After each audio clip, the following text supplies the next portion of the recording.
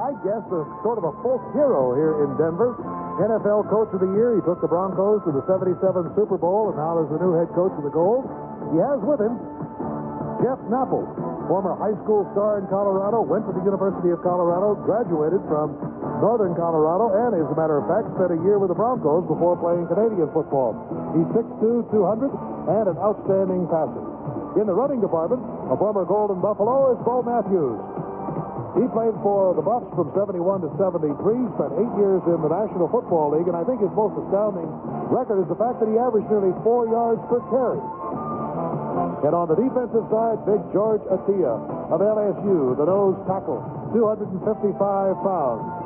One of the very best to play college ball, and certainly one of the outstanding defensive players in the United States Football League. So that's a brief look at some of the players you'll be seeing here today. Now, the weather conditions obviously are very important.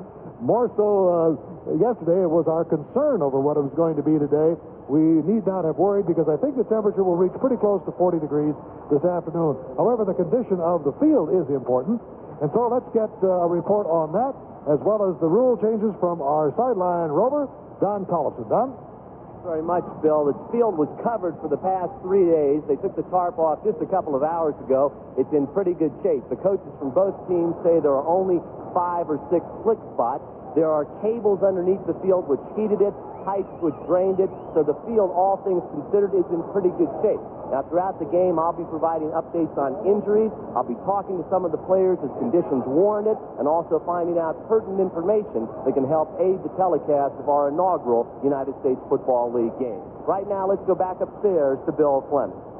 All right, thank you very much, Don, and we'll be covering those rules that we'll be seeing in the USFL just a little bit later on, and we'll be back with the coin flip and the opening kickoff in just a moment. Number 80, Howard Ballard, will be the deep man, formerly from Colorado, and booting the ball will be little David Trout, 5'6", from Pittsburgh.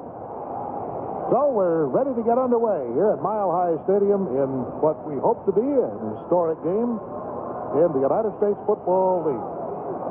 The Denver Gold in receiving position in their gold pants, their black jerseys, the white numerals against the crimson and old gold of the Philadelphia Stars. And here's the kick, hard to handle. Comes down to Vic James. And he weaves his way to the 27-yard line. And that's where the Denver Gold will take it. Now let's take a look at the Denver backfield. Jeff Napple at quarterback. Harry Sidney at halfback. Bo Matthews, a veteran at fullback, with Lonell Fee and Vic James as the wide receivers. Up front, Bob Nizolik, Steve Rogers, Glenn Hyde, a lot of experience there. Tom Davis at center, Ron Hausauer, and Harold Norfleet. First and 10 on the 27-yard line of the Denver Gold. Out they come with Vic James out wide to the right. Handoff going to Matthews. Matthews puts his head down and gets up to the 30, a little bit over the 30-yard line. Look at that skull on the far side of the field. I think Ron Mick, the word of congratulations ought to go to the field crew here that worked all night long to get this field in shape. Yeah, I watched them yesterday afternoon, and they were just amazing. Very hard workers. I think we're going to see a lot of inside running. The Denver team wants to establish an inside running game, and they have the power to do it in Bo Matthews and also Larry Canada. All right, you're taking a look there at the Philadelphia Stars. Scott Warner, of course, former great University of Georgia. Second down and 8. The ball on the 30-yard line. The Denver Gold in possession. First sequence of the ball game on the fake draw. Here's the pass. It is complete. First down.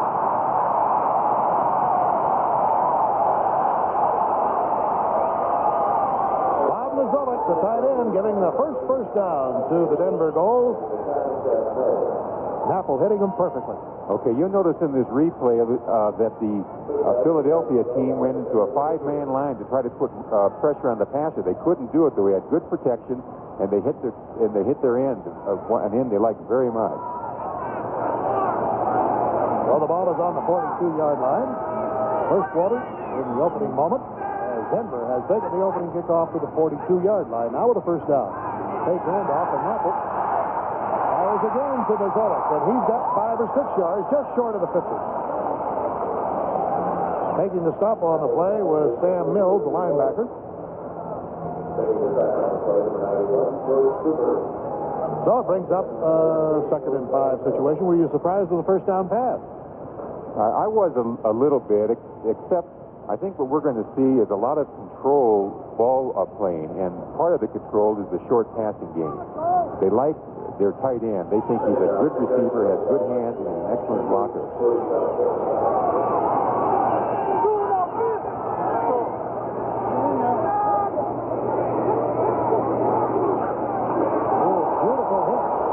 Coming through there very fast on the defense was George Cooper, a former Michigan Stater, number 91.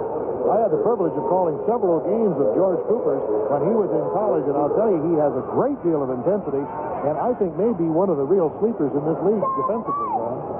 Well, in that play, the Philadelphia team was in their 3-4 defense, and they shot one of their linebackers, George Cooper, in order to try to break things up in the middle.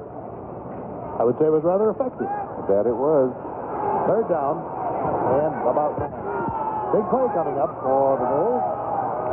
Back split off just a little bit more, and up comes the defenders. Now they pop back in and out, trying to mix things up as Naples fades to his 35 and throws one. It's intercepted at the 40-yard line, and coming down with the football is Scott Werner, pulling the same old tricks he did when he was a Georgia Bulldog.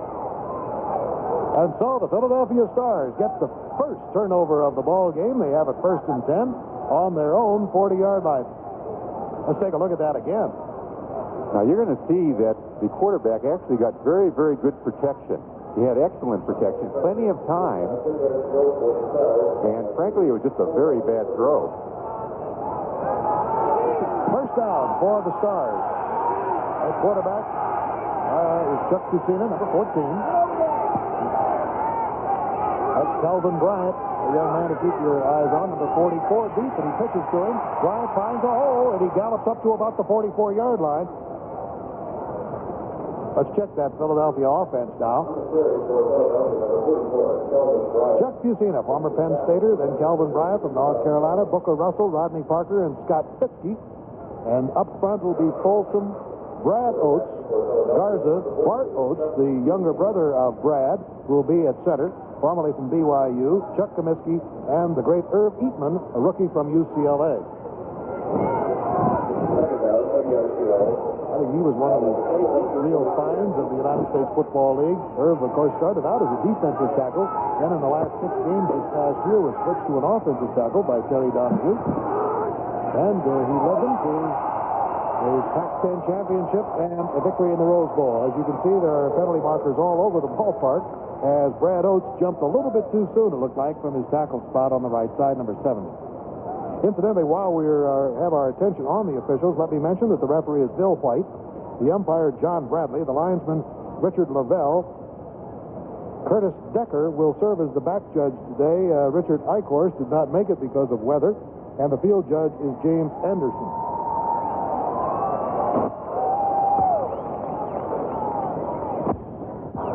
We got a false start, number 70 on the offense, 2nd down. So it makes it 2nd down and about 12. Other games going on today, we'll be keeping you posted on.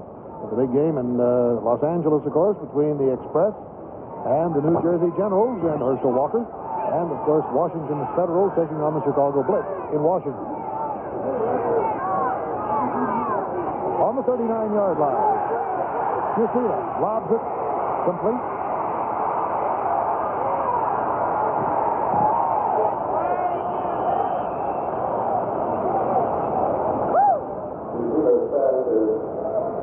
Let's take a look at the Denver defense here.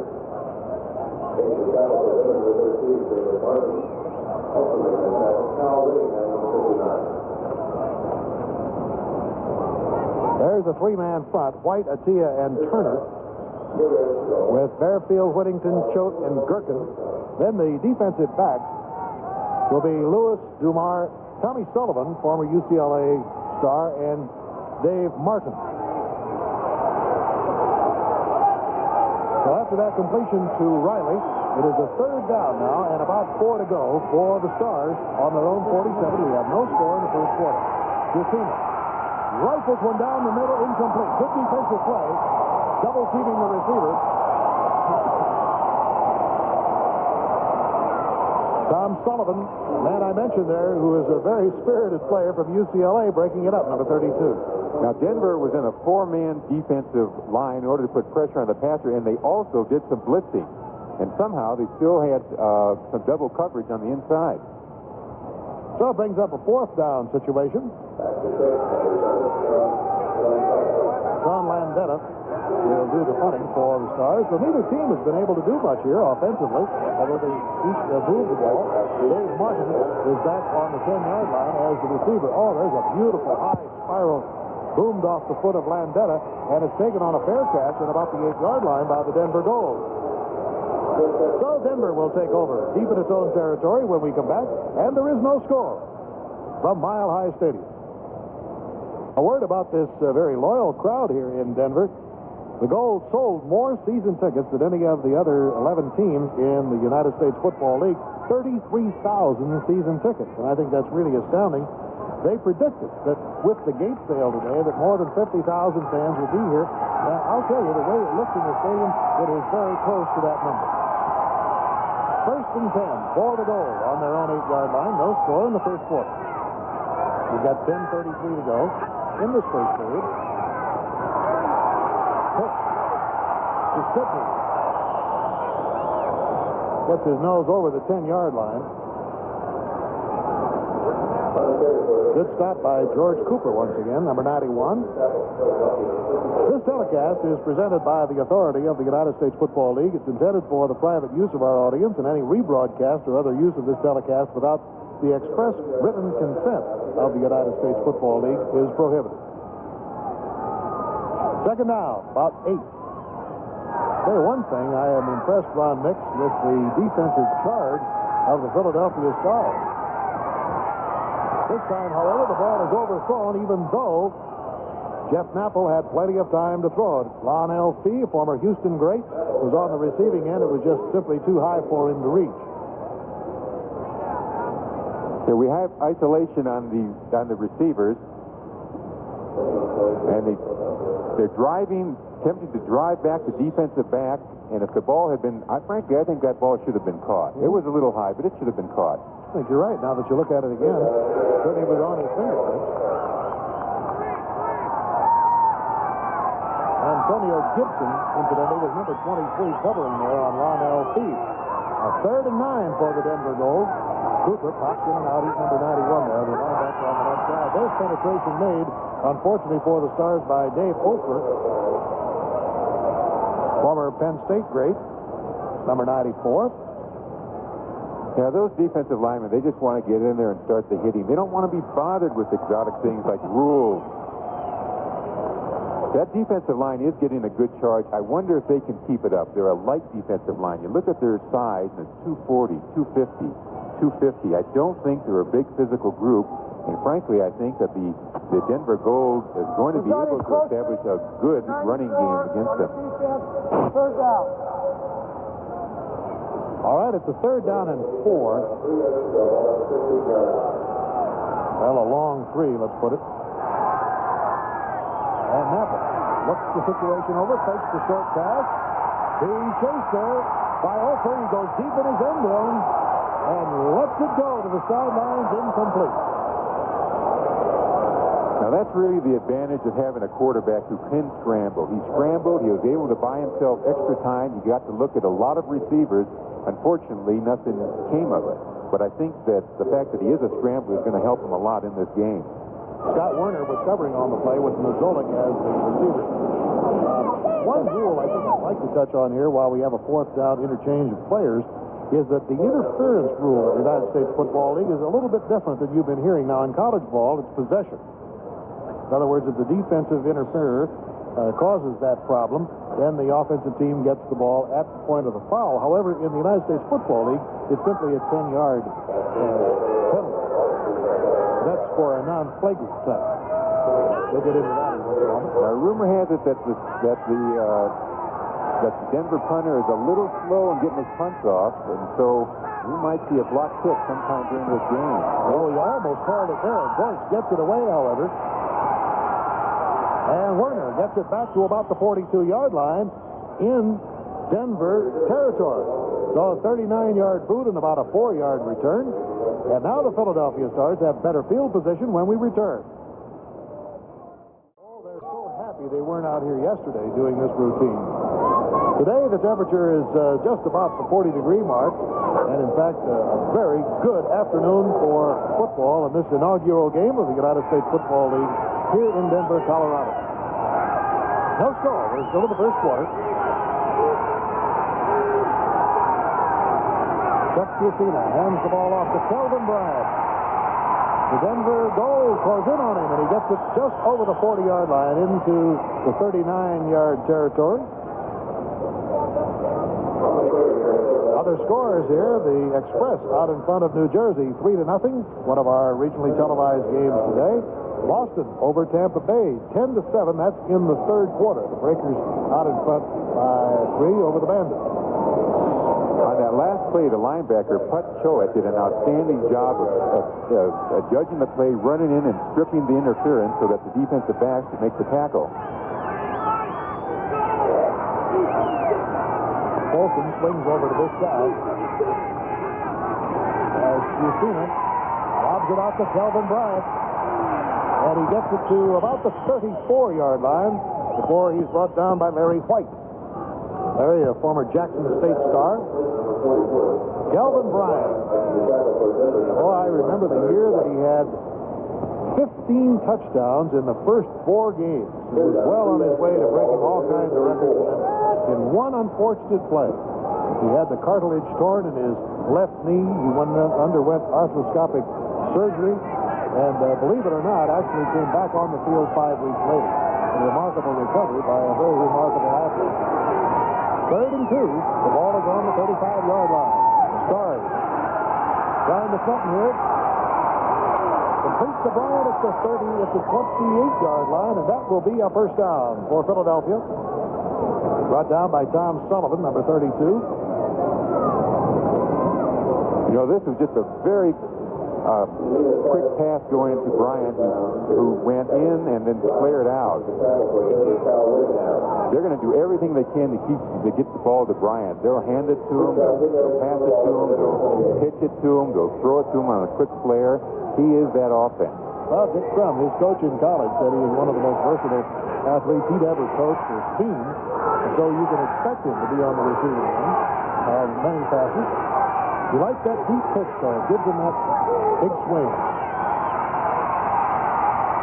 Alan Harvin from Cincinnati goes out of bounds inside the 20. And once again, Tom Sullivan comes up to make the stop. Alan Harvin showing great bursting speed. Harvin was one of their top rookies that they signed. They're very pleased with him, and he's going to see a lot of action and giving Bryant a rest here and there. Checking in the lineup now for Philadelphia is Tom Donovan as a wide receiver. Going in place of Rodney Preston, former Tennessee State great. Donovan, of course, went to turnstiles. First down for the Stars. First real threat of the ball game now. On the 17 or 18-yard line of Denver. No score in the first quarter. We have 7:36 to go, and here's Fusina. A lot of protection. Lobs it too high. In fact, I think a defender may have gotten his hand on the football. Number 58 of the Denver Gold, John Bearfield, Texas A&I, had his hand on it. There's a good shot of Red Miller. In between in that situation, they had 2 wide receivers to one side, and they tried to flood that area with the tight end then coming across after the wide receivers cleared it out. It almost worked. And on the other side of the field, Jim Morrow, the coach of the Stars.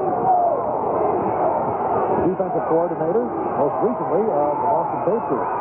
You know, he was not hired until January the 19th, and they went to camp on the 29th. He had exactly 10 days to get things squared away. Beautiful hole opens up over the right side, and rambling through it is Booker Russell, former Southwest Texas star. 6'2", 235, and he can move. You know, the reason this broke is that they brought a defensive back right up to blitz. They brought Tom Sullivan up to blitz, and then so the spot was open, and the back just kept going, and look at all the yards he made. First and goal to go for the Stars now on the Denver 3-yard line. Booker Russell, a very good power runner. Excellent blocker, too. He's got Kelvin Bryant next to him in the backfield. There's a pretty tough 1-2 punch. Got Fusina, the quarterback, down Philadelphia. Hand off to Bryant. Bryant is snagged at about the 2-yard line. He might have lost control of the ball there for a second and grabbed it back. We'll see. There was a big roar from the end zone down there where, obviously, the partisan Denver fans are. Now, Bryant got it back, so it's on the 2-yard line. Second and goal to go. Yep, they brought in their goal line defense. They brought in a couple more monster linemen, and their job is to dig deep, get penetration, and stuff things up. And so the linebackers and the defensive backs can make the tackle if they can. Alan Harvin has gone in as the running back for Kelvin Bryant. Booker Russell next to him. Second and goal to go for the Stars. Fake handoff. Fusina's got a man in front as a blocker. He breezes into the end zone for the first touchdown of the ball game. Chuck Fusina with a nifty bit of ball handling on the bootleg. Followed the big lineman right into the end zone. They get the motion going one way, and then they come back the other way with a guard leading the way. Fusina running. Now, this is one of the best plays that exists in professional football at the goal line. The quarterback to keep the ball. It gives them an extra blocker. So David Trout will be kicking out of the hold of Tom Donovan. That was Chuck Comiskey, by the way, who led the way on that touchdown sprint. Kick is up, and it is good. And so with 5 minutes and 57 seconds to go in this first quarter, David Trout, who was the kicker, apparently was hurt because he went limping off. They took one quick look at him and sent him back out on the field, so it wasn't anything but just a ding, but he's teeing the ball up now and may move forward with a noticeable limp. We understand that Herschel Walker has just scored a touchdown for the New Jersey Generals, so he has his first professional touchdown, and we'll say more about that in a moment, but right now Philadelphia just scored its first TD. There's the hard-to-handle kick, goes down to Howard Ballard. Coming out to the 20, right up the middle he goes, and he fumbles the ball, but it's covered. Number 53 of Denver, Kelvin Newton, pounced on the loose ball. Boy, what a hit was put on Howard Ballard by number 82 of the Stars. Let's take a look at that touchdown here from a little different angle.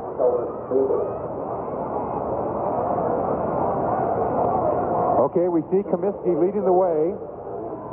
Oh, and a very happy quarterback scoring. Comiskey did not even have to throw a block. He had so fooled the defense. First down. Oh, that pass was thrown right into the arms. I mean, right into the arms of Antonio Gibson, and he didn't hang on to the ball. I don't know what happened to Napple there, but watch it again. Well, let's see. He's not hurried. There's no reason to hurry. Well, I know Gibson is happy about knocking the ball down, but must be very unhappy about not catching it. I think he was looking for the yardage he was going to make and took his eyes off the ball. Second down. Denver trailing 7-0. We're in the first quarter. 5.5 minutes to go.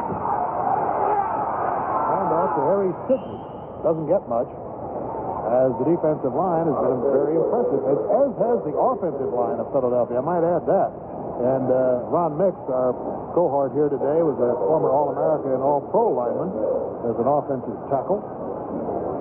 So he can appreciate that. Well, the offensive line of Philadelphia is absolutely their strong point. It's an outstanding group.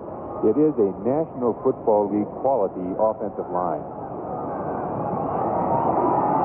Oh, we got to mention him once again. Brad Oates, Rich Garza, Brad Oates, Chuck Comiskey, and Andy. Not bad. Third down. Apple once again his own 20. Robs one, but it is too high. Once again, it was intended for Bob Nizolik, the tight end. And the fans are starting to get on Apple a little bit for his inaccuracy here in this first quarter. Just, I think anybody would have a few jitters, wouldn't you, on such an auspicious occasion? Oh, I would think so. And this is the first time Napple has really been given the control of the ball club. The coaches like him, by the way. They think he is going to be a top quarterback. They think he has a good arm, good feel for the game. I think he'll settle down. Steve Gort is back in punt formation for the Gold. Steve played his college ball at Nevada, Las Vegas. Scott Werner, single safety back. Normally wears number 18, but now up in the printing of the numbers, he had to wear 17 today, and he didn't like it. Backs him up, comes back to the 20, the 25, and down he goes on about the 27-yard line, and that brings the fans up roaring because with that 51-yard punt, it puts the Stars deep in their own territory. 7-0 is the score, 4.5 minutes to go in the first quarter, and we'll be back in a moment. What you're seeing is not double vision. You might have thought you saw that earlier. What happened was that on that punt by Denver, that ineligible man broke before the punt. An interior lineman broke the line before the punt was kicked, so they called it back, made the 5-yard penalty. Denver had to kick again, and Scott Werner then returned it up to the 46-yard line. So it was indeed a gain there of about 17 yards. So Philadelphia now has the ball. There's the quarterback of the Denver Gold, Jeff Napple. Well-known face in the state of Colorado. High schooler, a great player. State of Colorado, state of northern Colorado, and with the Broncos. First down for Philadelphia. They lead 7-0 first quarter. Calvin Brown trying to get outside and can't do it. Super defensive play by Dave Martin, number 13, and a loss of about 3. All right, let's go to Frank Gifford in New York. Thank you, Bill. Herschel Walker has his first professional touchdown. The New Jersey Generals, they're in the white. Walker, 5-yard touchdown run. He's carried the ball 6 times. He has over 30 yards. He's looking awfully good. The conversion was missed. The Generals over the Express, 6-3.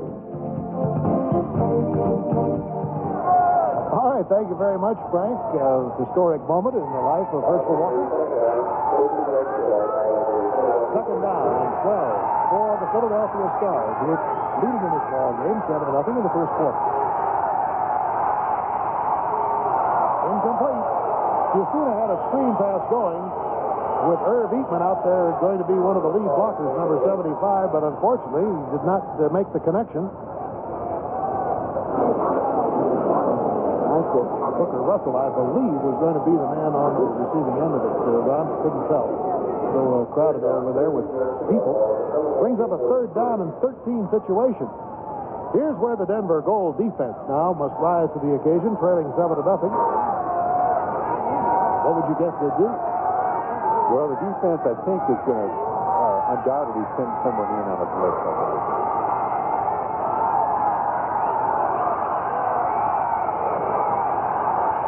Fusina can't find anybody, goes up the middle and fires it complete, but it's short of a first down.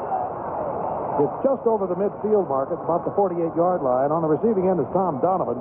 But as you saw, coming up to make a good stop, Putt Choate, former SMU great, number 55.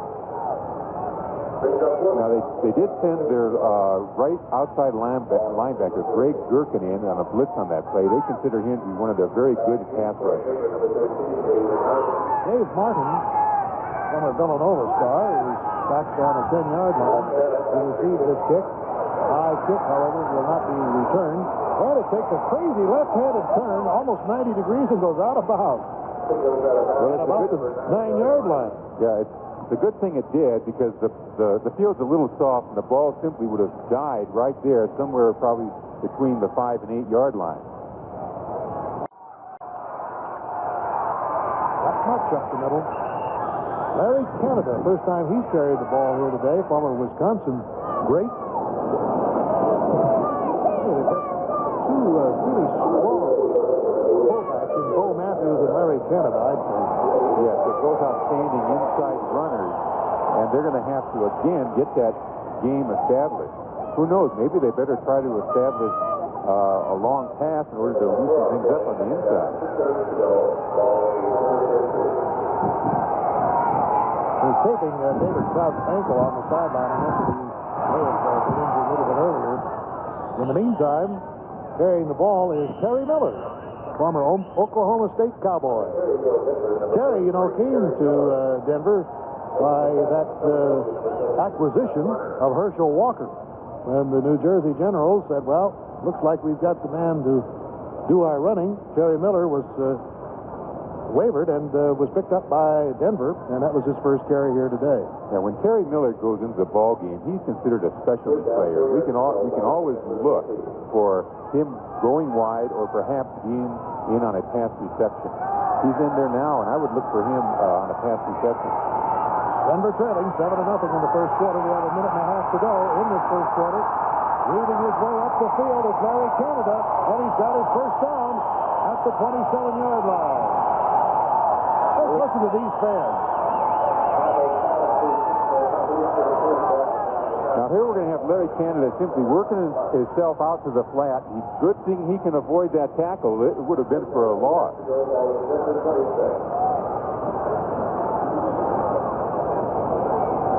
The fans love this team already. It's like they've been here for 10 years. First down.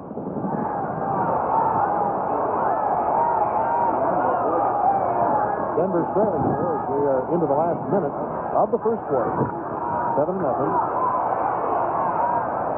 Not much there.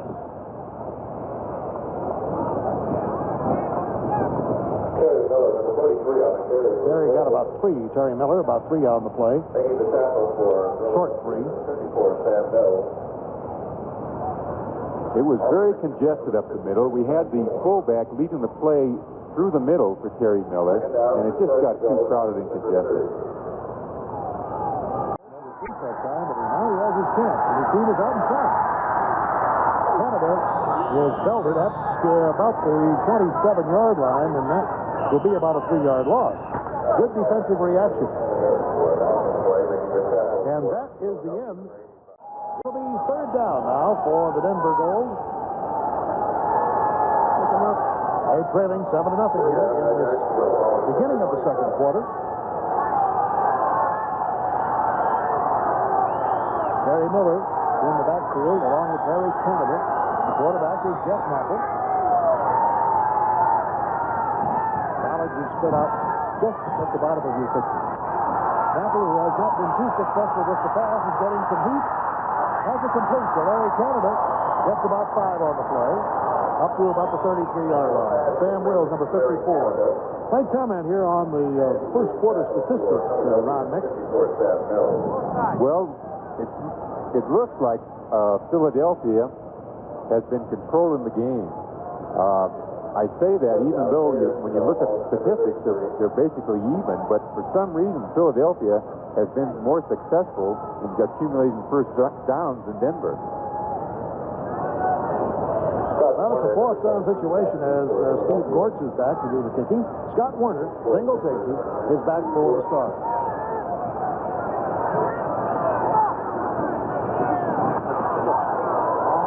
Spiral kick.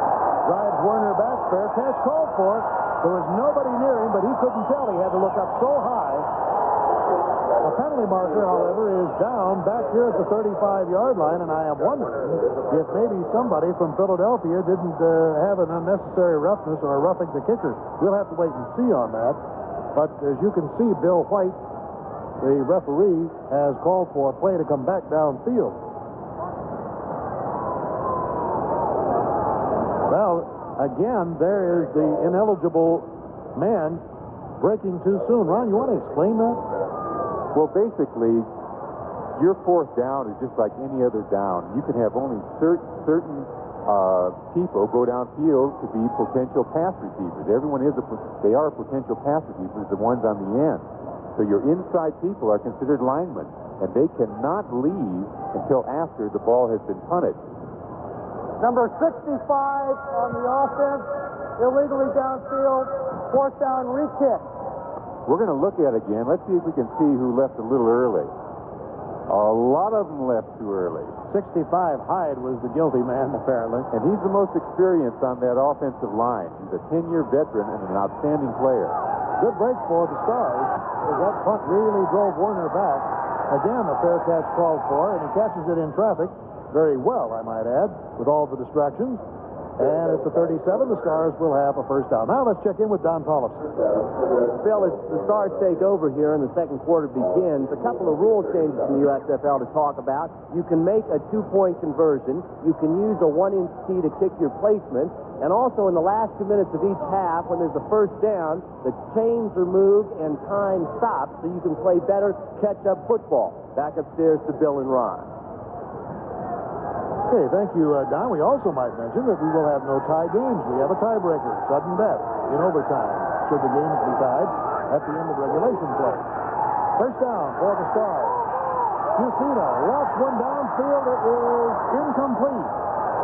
Ooh, it looked like maybe Dave Martin had snagged the feet of Willie Collier, who was racing down the sideline, but it was not called. Yeah, I think he did. Let's take another look at it. I think it was pass interference, but that was just a brief look. Let's see what happens here. Yeah, I'd say so. Nice tackle.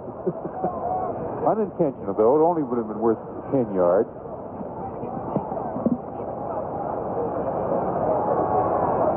So we get to take another look at it, and maybe we'll see for certain. Now, it absolutely was interference. There's no question. Now, that may have been a touchdown. What I wanted to see was where the ball was when that happened. If it had been beyond the receiver, it would not have counted, but it was not. But it was not called. Kelvin Bryant, bear hugged at the 37-yard line by Short, Laval Short, another ex-Colorado star. I'd say the game was less than a yard. I cannot get over the fact that this crowd turned out here today. We were a little bit concerned about saying that we would have 50,000 people here today because of the weather and all the snow in the stands and everything. Well, they're here, and with 33,000 season ticket holders and many, many more seats sold this week, I'd guess we have close to 50,000. Here's Fusina, wobbling pass, but it's caught at the midfield stripe and out of bounds. Now, on that, I don't think it was a scramble. I think Fusina was consciously rolling to his left. That was Scott Fitzke, by the way, a former teammate of his at Penn State. Yeah, there's no question. We had the line moving out to the left to give him protection. This could be called a moving pocket. First down on a 13-yard gain. Philadelphia Stars are leading in this ball game. Fusina scoring the touchdown on a run from 3 yards out on a bootleg in the first quarter. First and 10 at the 50. Fusina fires it out here into the flat.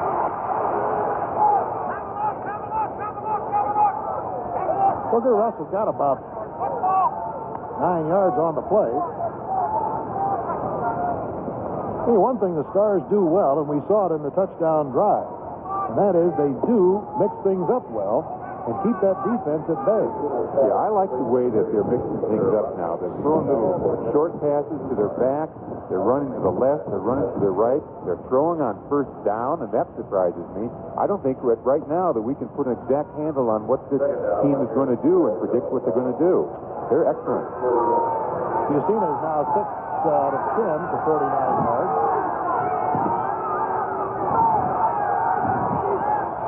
Folsom over to the right side. Second down and 1. All the Stars wanted to do was pick up the first down, with Booker Russell doing that very nicely at the 39-yard line. That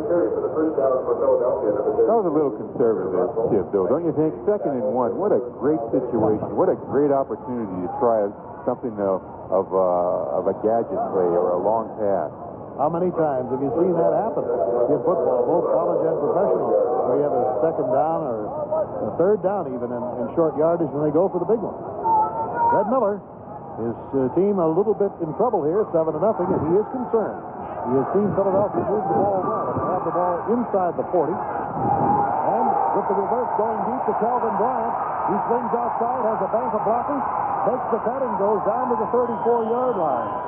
It looked for a moment as if it might have gone farther than that because the blockers were lined up in a wall over there. Dave Martin finally making the stop. Okay, we get to see it. They start off naturally one way, and they reverse it back to him. Now, good thing he's an athlete because he didn't fool everybody. That's the problem with the gadget plays. When they're caught for a loss, it could be a big loss. And also, you have more than one handling of the ball, and that creates the possibility of a fumble. But when they break big. Second down by Philadelphia at the 34-yard line of Denver. Alan Harvin races out of bounds with a first down to his credit at about the 27-yard line. Say, I like his quickness.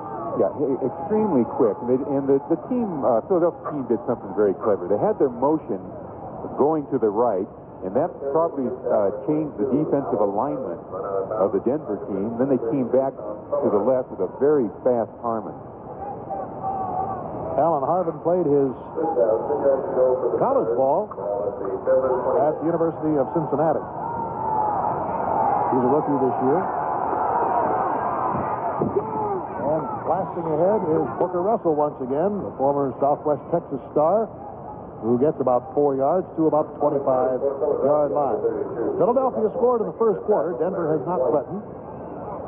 That's a very impressive professional record by Booker Russell. Second down, 7 yards to go. Ball at Denver 25. So with a second down and about 8 yards to go on the 25-yard line, the Philadelphia Stars trying to threaten here again.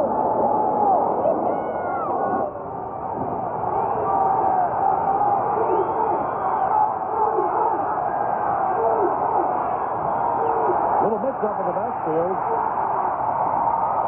Alan Harvin didn't quite get his hand on the ball and barely got back to the line of scrimmage. Alan Harvin making the tackle for Denver's John Fairfield.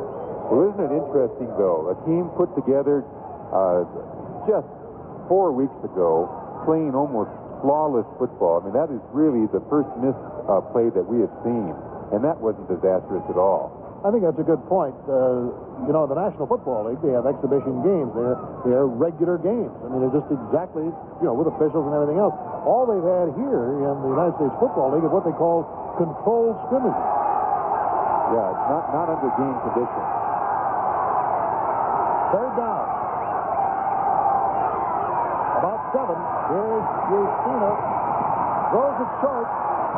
Oh, that's going to be close to a first down. On the receiving end was Alan Harvin. And I'm sure it'll be close enough for a measure. Let's pause 5 seconds while they measure for station identification.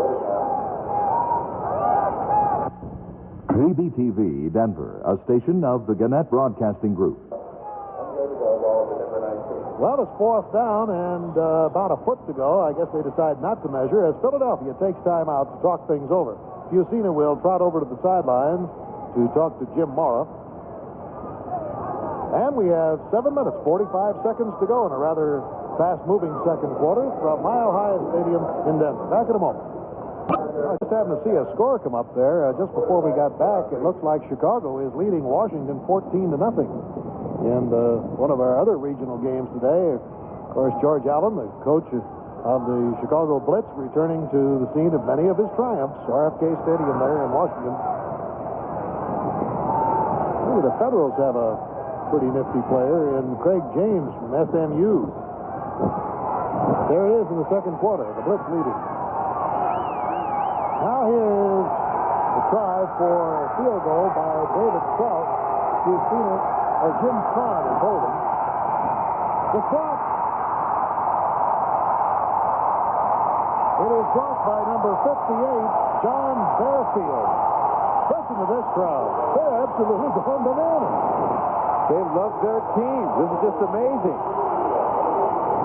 I'll tell you, it's great when that crowd's with you. John Bearfield is the defensive leader of the Denver team. He's a 4-year veteran. He's a very intelligent guy. I had a chance to speak with him. He told me that what you need for consistent success is consistency and concentration. And there he is on the bench. The hero of the moment. Time out. We'll be back. Back at Mile High Stadium in Denver, Colorado. Those of you who like to compare statistics, Jeff Napple is 5 out of 10 for 29 yards and 1 interception. Jeff Fusina 7 of 11 for 54 yards. First down for the Denver Gold on their own 25-yard line. Trailing here with 7:36 to go in the second quarter. Napple has plenty of time and overthrows his man. You know, I don't know what it is, but he is not putting the zip on the ball. That thing was a floater and could have been a disaster. No, and the play design started out beautifully. He had play action. Of course, that's normally a running down. He had play action, which held the linemen, held the linebackers in, and he had the receivers open. He just does not have a good touch today.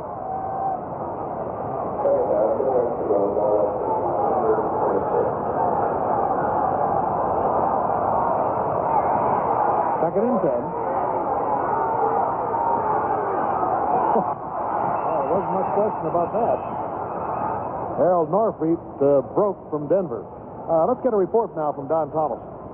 Bill, one of the interesting things down on the sidelines is that Red Miller and his staff have been screaming at the officials, play and play again. Whenever Philadelphia has the ball, the Denver coaches feel they're making an illegal shift, and the officials have not called it. Red Miller's been ripping his headset off, trying to get them to call it. As you know, these players have never played a game together. These officials have never worked a game together either. They're collegiate officials who have worked in a lot of different conferences, so this is a new experience for them working together in the USFL. Back upstairs.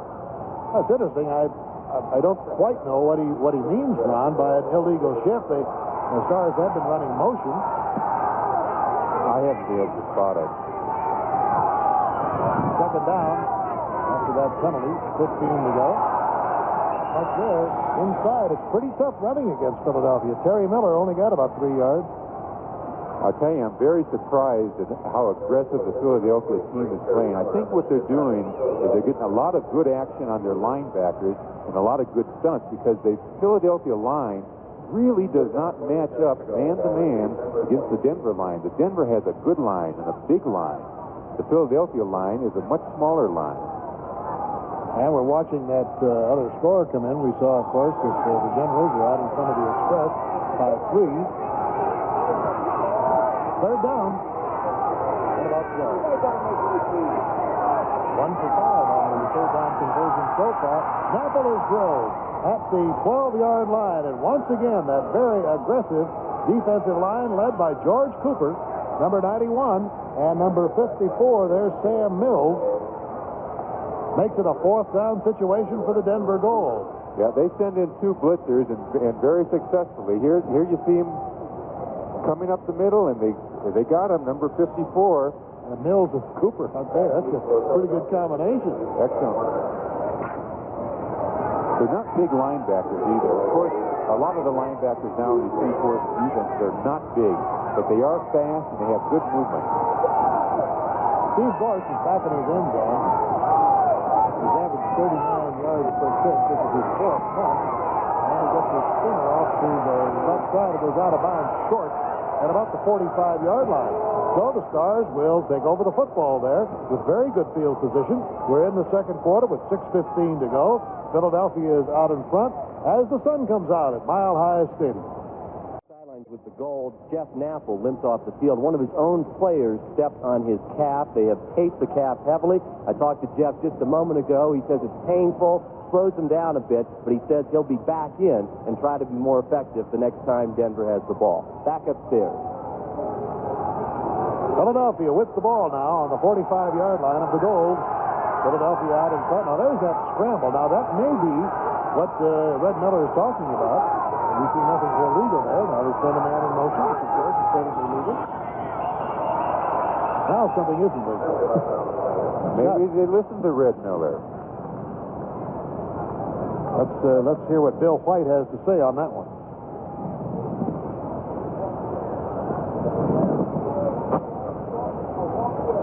It's just a procedure call.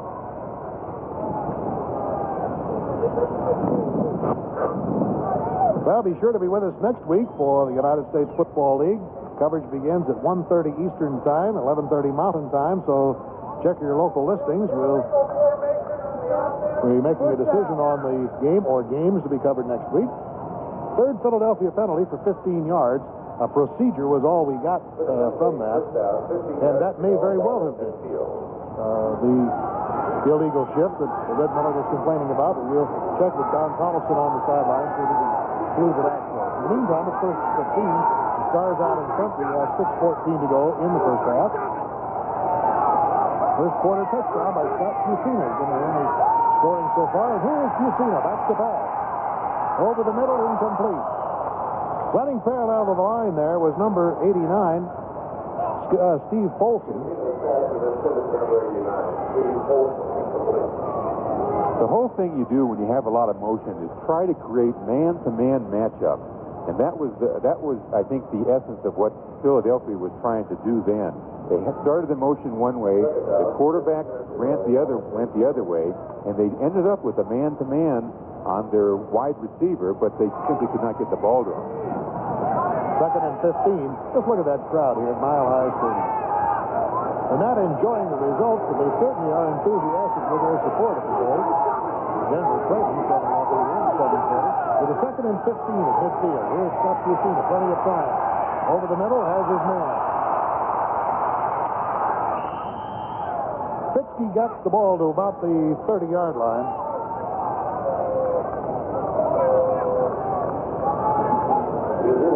Let's see, we're going to just get a look at the pass protection. It's good. It's excellent. Again, that line doing very well. Scott Fitzke came in and just hooked, and then he was able to swing around. Now, Scott was one of the first National Football League defectors and a very good end. There we get to watch both ends work right now. But let's keep our eye on Scott. Makes the man miss, and he's gone. First down. And this one is complete out to Steve Folsom, a former Utah Star, at the 20-yard line. He is out of bounds. And Fusina is picking that Denver goal defense apart. Yeah, he is. In that case, they flooded the one area, and then Folsom just had a delayed release, and he caught a pass underneath the zone defense. First down on the 20. That's the 7th first down by the Stars. We have 5 minutes, 18 seconds to go in the first half. Denver trails 7-0, and Philadelphia is only 20 yards away from another score. You see it. Well, I tell you, just credit that play to the defense. Number 68, coming in there very fast to mess things up, was Andy Paremba.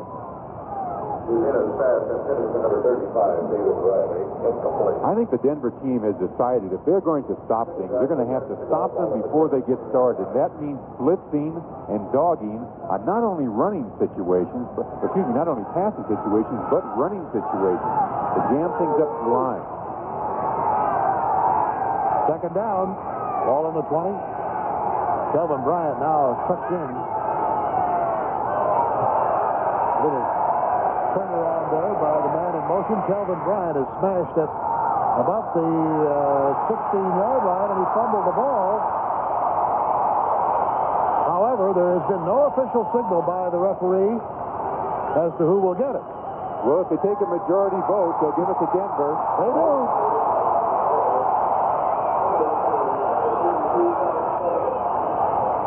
Tom Sullivan, a rookie out of UCLA, comes up with the football.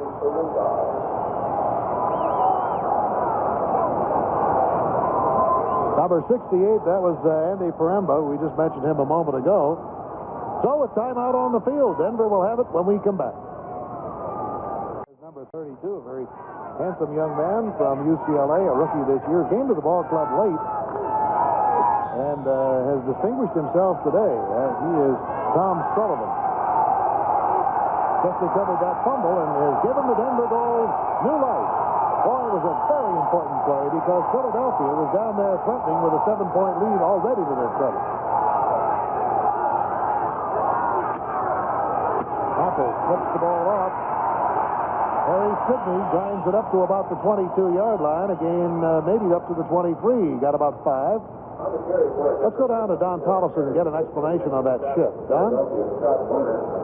Bill, I talked to Curtis Decker, who's one of the officials here today, about what exactly the Denver complaint is. He says their coaches have complained to him that what the Stars do is shift into some kind of an illegal formation on certain plays. The officials say they haven't seen the illegality, so far they haven't called it. Back to Bill. Well, there was that one procedure call, so apparently that was not what was the matter at hand. Napper throws it right through the fingertips of the intended receiver. I couldn't tell whether that was the throw was a little off or he should have had it. I frankly didn't get a chance to just get a clear view of it. Looked like it might have been a little bit off behind him to Nazonik that he tied in. Well, it's a big play coming up for Denver. Jim Morrow checks his chart over there, the head coach of the Stars on defense. 3rd and 5. Denver trails. We have 4:18 to go in the first half.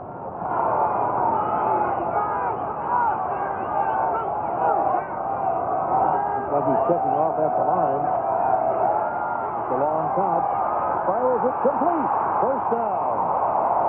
Lionel Fee gets the first down for the goal. That's the 37-yard line. Okay, this was good because the Philadelphia team were in their nickel defense. They had 5 defensive backs, and they had an isolation on just the one end. And he was able to run out, drive him deep, and cut back and come back and get the ball. That was one of the things Freddie Biletnikoff of the Oakland Raiders was just outstanding at. Lionel Fee played for Bill Yeoman at Houston. First down for the goal at the 37. Double handoff in the backfield. Harry Sidney giving it off to Ballage. And what a defensive play made by number 91, George Cooper. Cooper has played an outstanding game so far today. Former Michigan Stater. Signed as a free agent with the Steelers in '82. And he was acquired along with Brad Oates, Dan Kendra, Al Kimachek. Now, that's too bad. That's one of their very good offensive linemen is Tom Davis, and Tom really should have made that block. Had he made it, that would have been a very big gainer. He doesn't miss them often. It's too bad he chose this play to do it. Second down. Happened off to Terry Miller. The penalty marker is thrown at the 40-yard line, and we may have a call here of holding. Dave Ofer making the stop. I thought what might have happened, Ron, and I don't like to second guess it, but it looked like Fee had gone down the sideline. It may have been held up there. And although he was not the receiver on the play, Terry Miller got the ball, he may have been held by a defensive back. So I think if you had to speculate, I have to think that the penalty is against Philadelphia. Am I right or wrong here? Let's see. Yep, you're absolutely right. I don't blame them for holding up Fee. He is their best receiver. He is a real flyer. He is an outstanding player.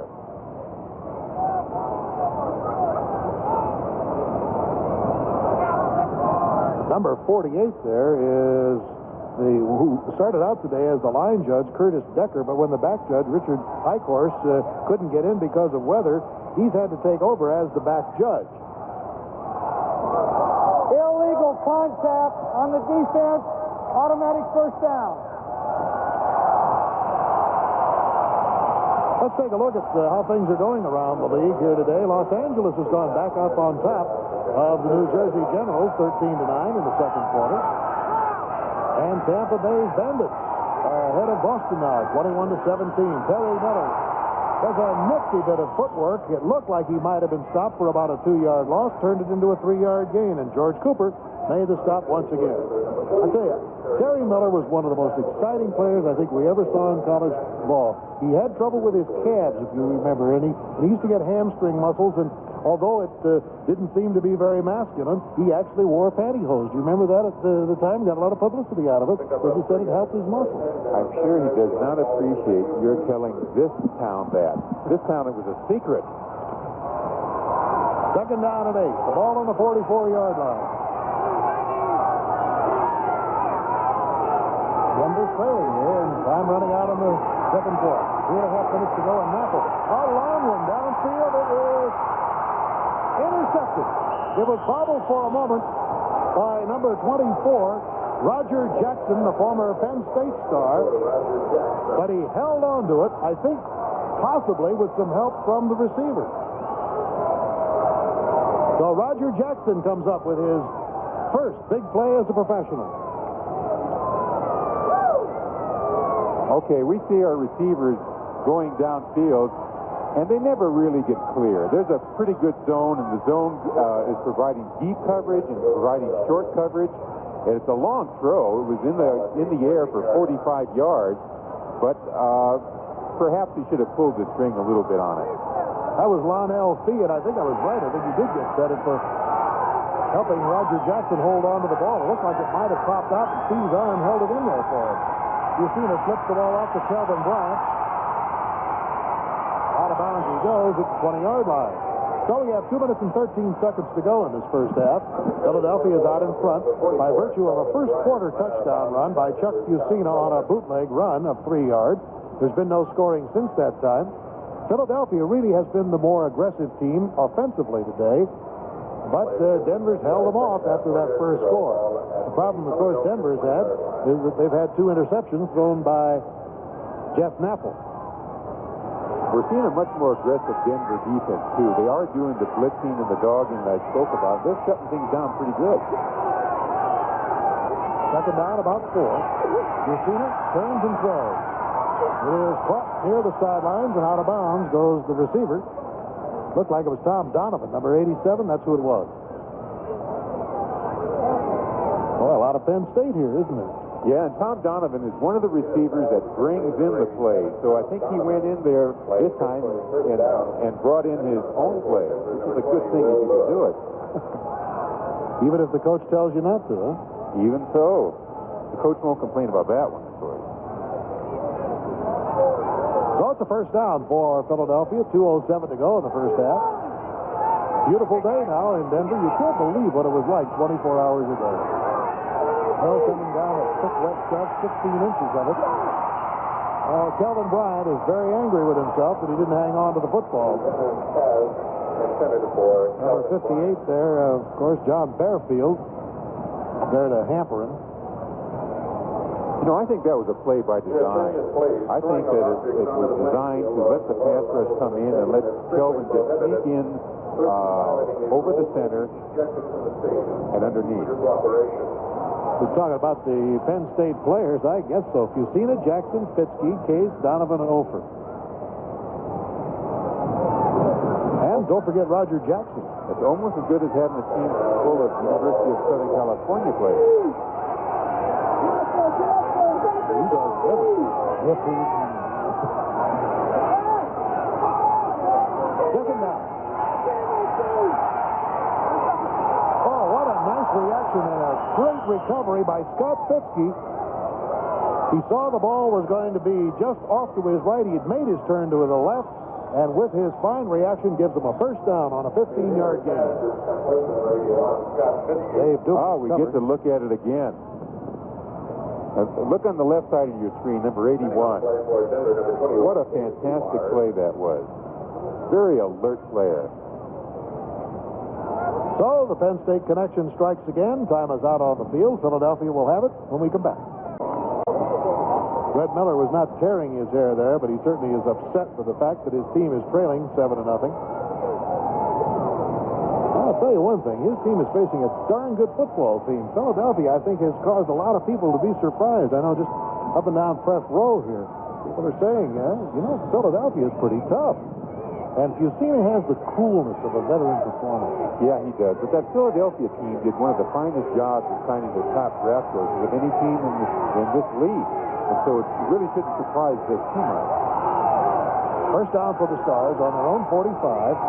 1:54 to go in the first half. Fusina getting a little bit of a rush and gets it off to Kelvin Bryant behind the screen. Oh, that took some courage to cut right across in front of all of those defenders, and he darn near got away with it. 8-yard gain on the play. Yeah, that'd be considered one of the slow screens, and that's where the offensive line gets out there first, sets up the screen, and then the back gets out there. Yeah, he cut away from the convoy. That he did, but I don't know if he could have gone anyplace else. The Star team is reacting good. They're a good and strong defensive team. I think that may be their strong point.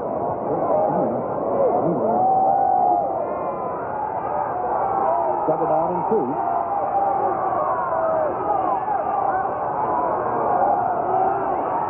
Fusina again goes to the sideline. 2 men double teaming the receiver. I think he tried to force that throw too much. He really should not have. There really were 3 people around him. Right. Let's take a look at it. Again, we're getting a blitz, a linebacker blitz. He still has pretty good protection. Almost got hammered. He was really fortunate that we didn't have an interception.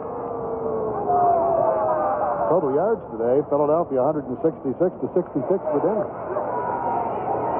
And Fusina is 12 out of 20. Third down, 2 to go. 59 seconds to go in the first half. The Philadelphia Stars out in front by 7. Calvin Bryant makes the first down at the 42-yard line. He's snagged there by John Bearfield, number 58, outside linebacker.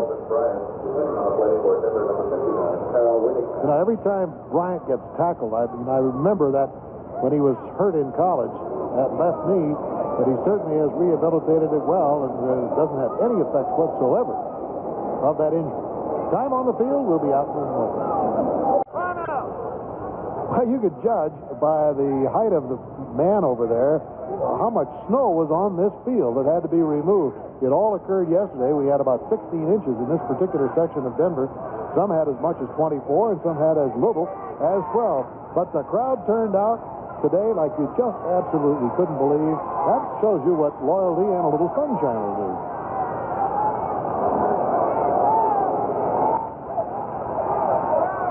Seconds to go.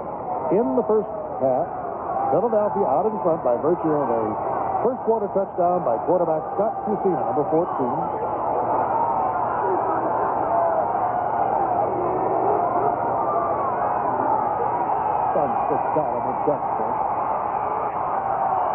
And he runs out of bounds. One thing I think that might be mentioned here, Ron Mix, is the fact that the Denver Gold enthusiasm hasn't waned any, even though they've been frustrated. You know, they're out there talking to each other and firing each other up. That may have dividends later. Yeah, I think you don't see enthusiasm wane among young teams. Both of these teams are relatively young. The Denver team has about 2.5 years experience. The Philadelphia team about 2 years experience.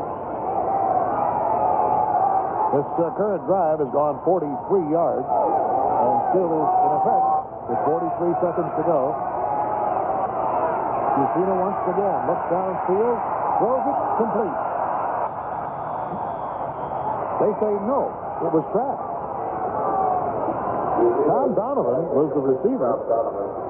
Well, he sure fooled me. He's not complaining too much, so I think he thought he trapped it too, although he complained a little bit at the beginning. It wasn't that enthusiastic. I think his arm was hit too when he threw it. Yep. Oh, there's the bounce, sure. Let's see if Tom's an honest man. Did he really complain and say he caught that?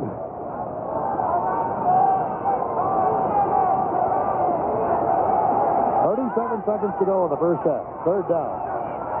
Chuck Fusina, the quarterback of the Philadelphia Stars, who are out in front by the score of 7-0. One thing Fusina's had, and that is time to throw, but Donovan can't hang on to this one. And it brings up a 4th down. I'll tell you, I think one thing that Fusina's overlooking is in that last situation, the defense was a bump and run on both the wide receivers. And it gave them a good chance to get one-on-one pass coverage and do something with it.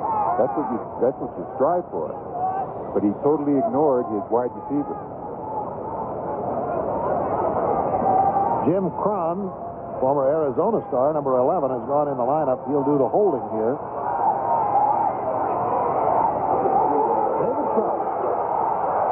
will try a 57-yarder. Ball is bobbled, whether intentionally or not, but here comes Trout to the sidelines, and Denver will get its hands on the football at the 37-yard line, and we still have 21 seconds to go. And we might see Ken Johnson come out here, who is the backup quarterback of the goal. You're right.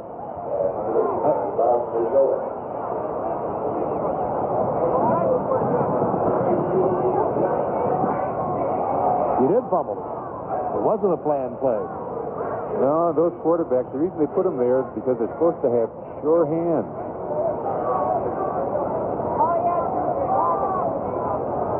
Well, Napple's still there. With 21 seconds to go in the first half, and Denver trailing by 7. They have the ball 65 yards away from the Philadelphia goal line. Napple throws it short.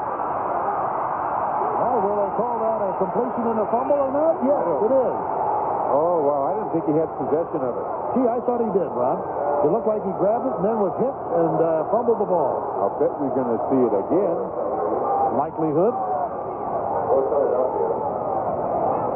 Watch how cool Kenny Johnson is. Look, the rush comes in around him. He's pumped. He just waits and waits. Flips it. You're right, Bill. That was Harry Sidney. First down, 2 minutes to go, ball is 30. And the replay on the quarterback. Well, that thwarts any opportunity that Denver had here. Again, though, I don't know what it is about Napple's throwing. He just doesn't seem to, I don't know if it's confidence is the word or what, but he doesn't seem to have the snap on the ball. He's floating. That could be a disaster here. Of course, somebody gets in the way of it that has a white shirt. Penalty marker down as Fusina heads for the sideline. Marker was thrown on the other side of the field by the linesman. Well, somebody up front did something he shouldn't have. I know Jim Mora does not like to see Fusina run. I mean, he has great confidence that Fusina is having the ability to analyze the defense and spot the open receivers, throw into the seam. And it's good to have a quarterback to run when they get in trouble, but the coach never likes to see it.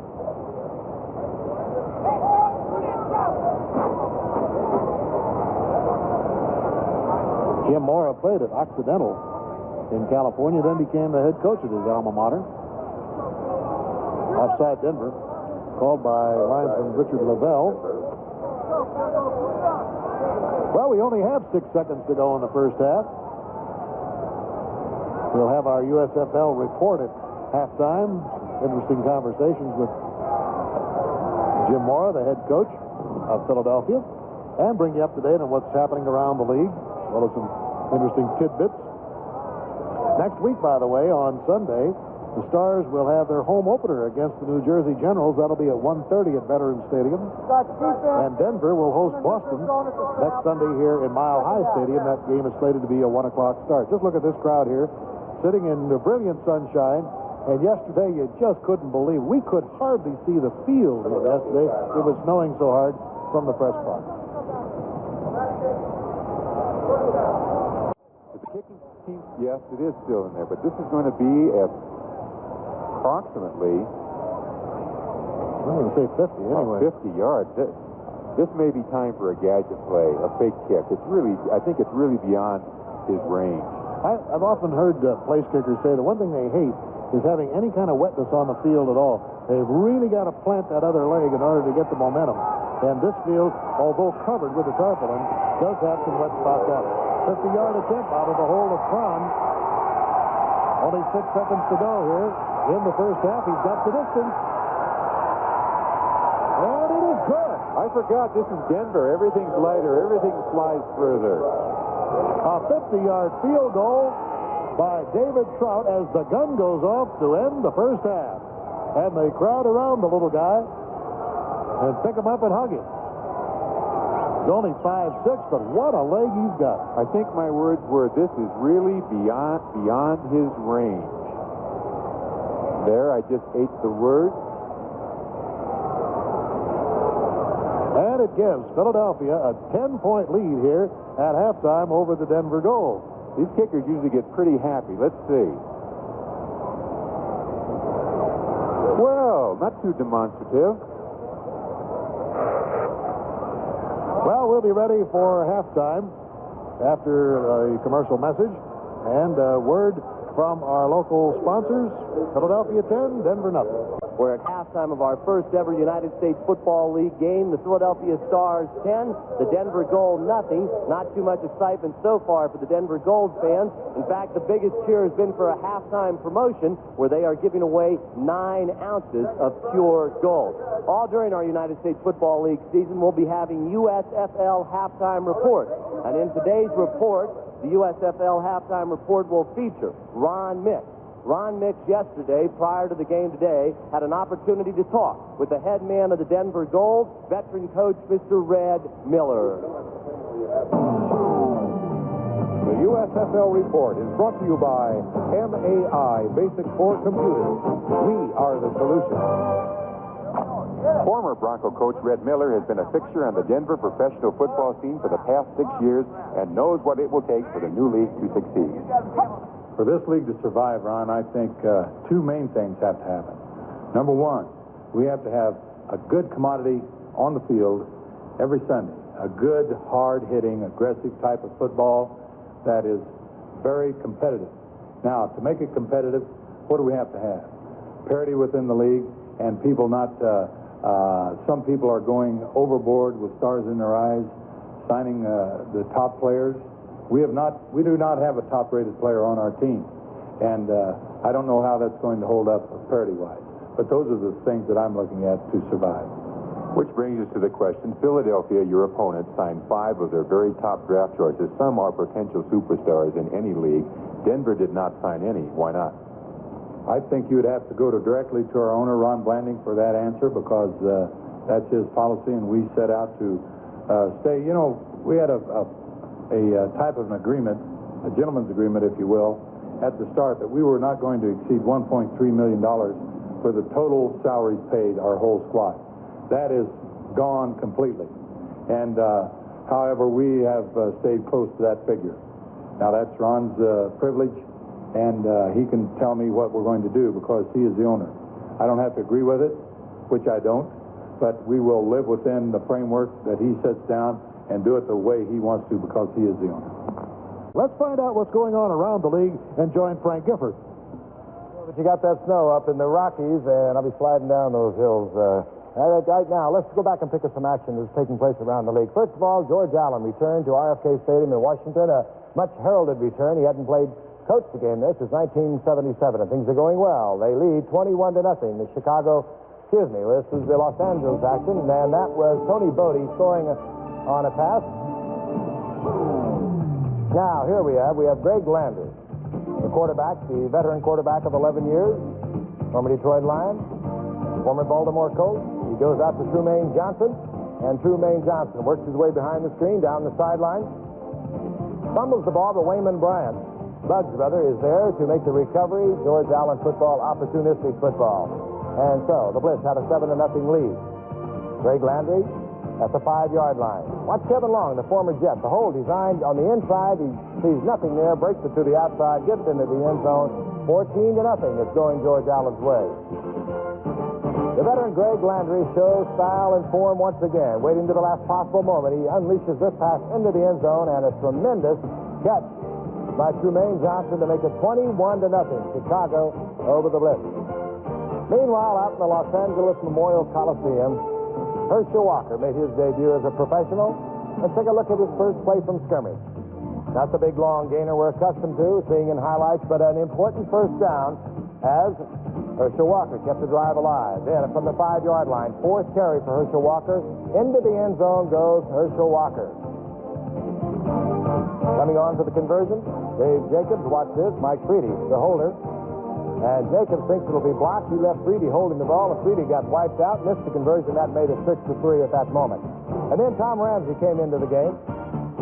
Replaces Mike Ray, fires this touchdown pass to Tony Bodie. That made it 13-9 for the LA Express over the New Jersey General. That's the action as it's taking place around at the moment. And right now we're going to go back out to Mile High Stadium in Denver. Bill Fleming is there. Take it away, Bill. All right, here's Alan Harbin, the speedster out of the University of Cincinnati, a rookie, who is getting ready to receive the ball. We were talking about Ken Johnson, of course, Denver will be booting the ball off since the Gold won the opening toss and elected to receive the football initially. They'll have to give it up to begin this second half. I'm kind of interested in Brad Oates. It was kind of sloughed off there quickly that Brad Oates was hurt. He's the offensive left tackle of the Philadelphia Stars. I'd like to explore that a little more. And I'm sitting next to one of the greatest tackles of all time, Ron Nix. Bill, do you mean that Brad is out of the game now? That's what Jim Morris said. Well, that's a big loss for them. He's 6'6", 275. He's an outstanding pass protector. He's an experienced 7-year veteran from the National Football League, and he is really one of the mainstays of their line. Here's the boot by Brian Spielman. Alan Harvin at the goal line. Right on the 20. Well, let's see what happens here on the offensive line and see if Chuck Comiskey, number 55, replaces Brad Oates, who wears number 70, at the offensive right tackle spot. There he is. 55 is out there, so Brad Oates indeed is on the sideline. Now, Comiskey's not bad. He was the convoy machine for the touchdown for Chuck Fusina. He kind of switches around between right guard and now is the backup at right tackle.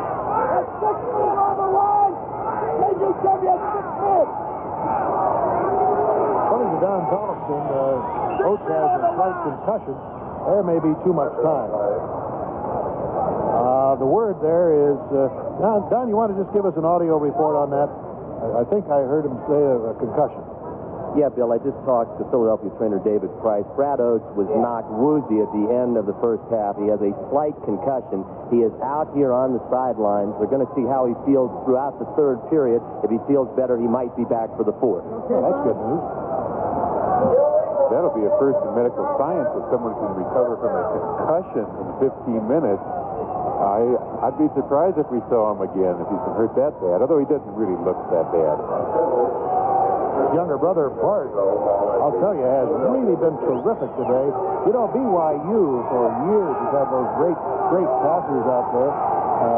And the center is snapping the ball 45 times, it seems, a game on an average, and having to pass block. And Bart Oates, the younger brother of Brad, has been doing a good job here today. Second penalty in a row goes up for the Stars, so they're getting off to a shaky start to begin this second half of play. Yeah, that's too bad because in that play, Bart Oates, I just happened to watch him when you mentioned him. He ran out to block the inside linebacker and just did an excellent job. And Larry White. Now they're talking to Chuck Fusina. You know, there's no statistics to signal out exactly how good the blocking is on an offensive line. The only thing they have really are the game films, but when they look at those game films, they're going to see that Philadelphia team is outstanding in those positions.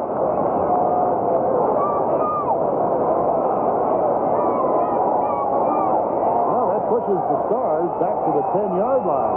In case you joined us late today for this inaugural game between the Philadelphia Stars and the Denver Gold, Philadelphia had a touchdown scored by Chuck Fusina in the first quarter on a 3-yard bootleg run, and then a 50-yard field goal by David Trout on the final play of the second quarter. That's the reason they have a 10-0 lead at this point. But right now, getting off to a rather shaky start because of two successive penalties to begin the third period of play. And as I mentioned, the plan is for the Denver Gold to begin the offensive thrust in this third quarter with Ken Johnson, the backup quarterback, to Jeff Napper. Folsom swings over, number 89. Calvin Bryant at a good hole. He slides off a couple of tacklers and gets up to about the 15-yard line. On the carry for Philadelphia, number 44, Calvin Bryant. So that'll bring up a second down and 15 situation for the Stars. Let's pause 5 seconds now to allow our local stations to identify themselves. KBTV Denver, a station of the Gannett Broadcasting Group. Second down. Chuck Fusina's gone all the way at quarterback for the Stars. Good defensive penetration by number 91 of the Denver Gold defense. That was Larry White who really snarled that play up just as the handoff occurred. So give credit to Larry White for a fine defensive effort out of Jackson State. Yeah, Larry is one of the rookies that Denver did sign. They didn't sign as many rookies as they probably should have to stay competitive. 15 yards to go, ball at the Philadelphia 15. Big defensive play, and obviously a big offensive play for the Stars, who have converted 3 out of 7 third down conversions so far on their way to a 10-0 lead. Here's Fusina. Couldn't find the right man, so he hits Calvin Bryant at the 20, but it's short of a first down by a good 11 yards. So the Denver Gold will get the ball and listen to the fans once again. Whoop it up for the defense. 44, Calvin Bryant. Brings up a fourth down. You know, I'm absolutely amazed at the response that Denver has had here. Selling 33,000 season tickets. New Jersey had 30,000. Oakland some 26,000. Tampa 21,000. Washington 19,000. And then Chicago and Arizona 17,000. Of course, New Jersey had about 8,000 in the week following the signing of Herschel Walker. Pretty stiff wind blowing now, although it's not evident. It's blowing right in the face of the putter. Sean Landetta gets a short kick away. He tried to kick it low. Dave Martin wiggles his way across midfield to the 48-yard line. Listen to this crowd as Denver will get its hands on the ball. We thought Johnson would start, but Napple's coming out. Number 13, David Martin, making the tackle. I'll tell you this, the happiest guy in the ballpark is Jeff Napple.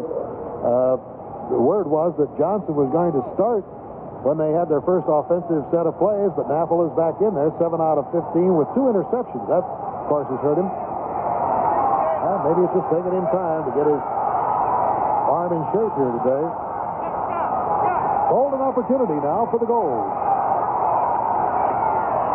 Canada gets a couple. The fullback out of Wisconsin. No, they started in ideal field position around the 50, between the 40-yard line. Just ideal field position. You can do absolutely anything. You can exploit your offense to its fullest. And, of course, they started off with a fullback power play up the middle, which was a little disappointing. Jeff Norfleet, Harold Norfleet was hurt on the play. So not only has Philadelphia lost its offensive left tackle, Brad Oates, but now the right tackle of Denver, Harold Norfleet, is being helped off the field. Second down and 8. The ball is on the 46-yard line. Denver so far has been shut out by the Philadelphia defense. We're in the third quarter, 12 minutes to go. Philadelphia leading 10-0.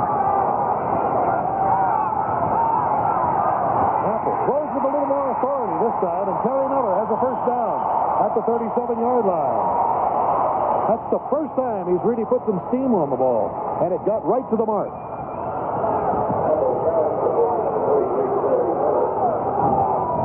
Yeah, Terry Miller's in the game. He's a specialty player, as we've alerted you. When he's in there, look for passes to him.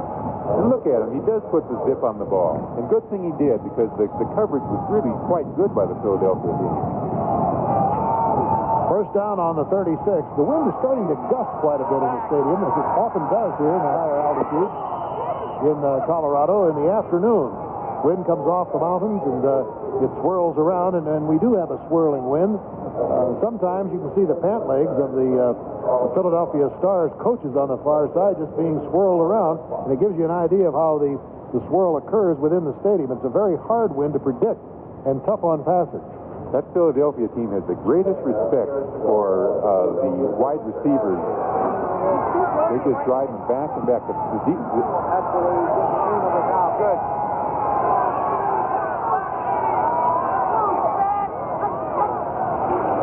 Second down.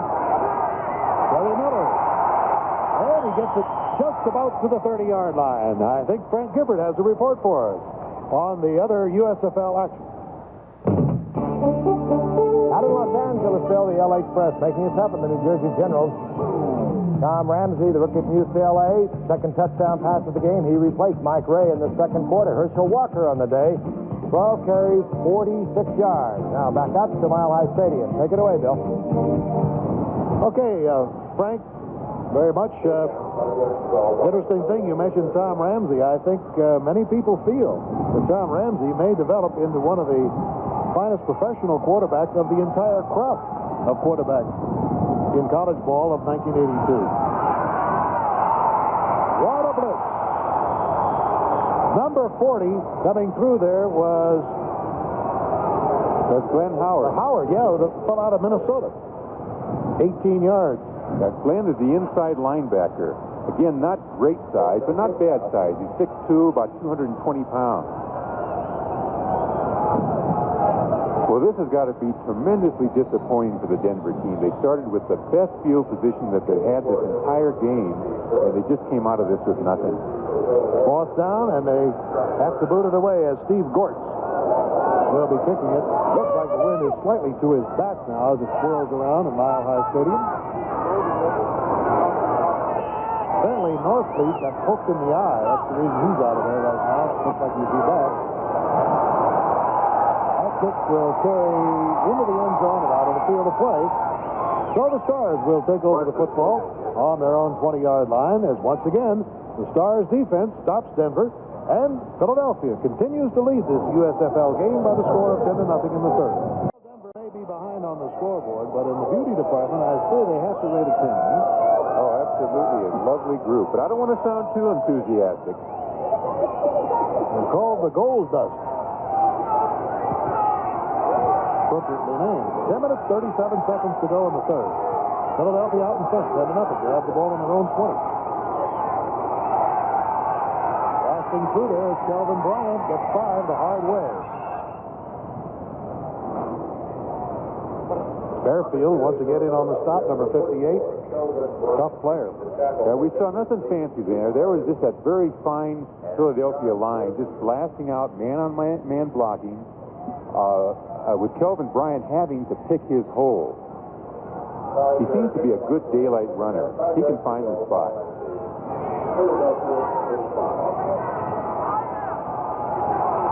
Second down, 5.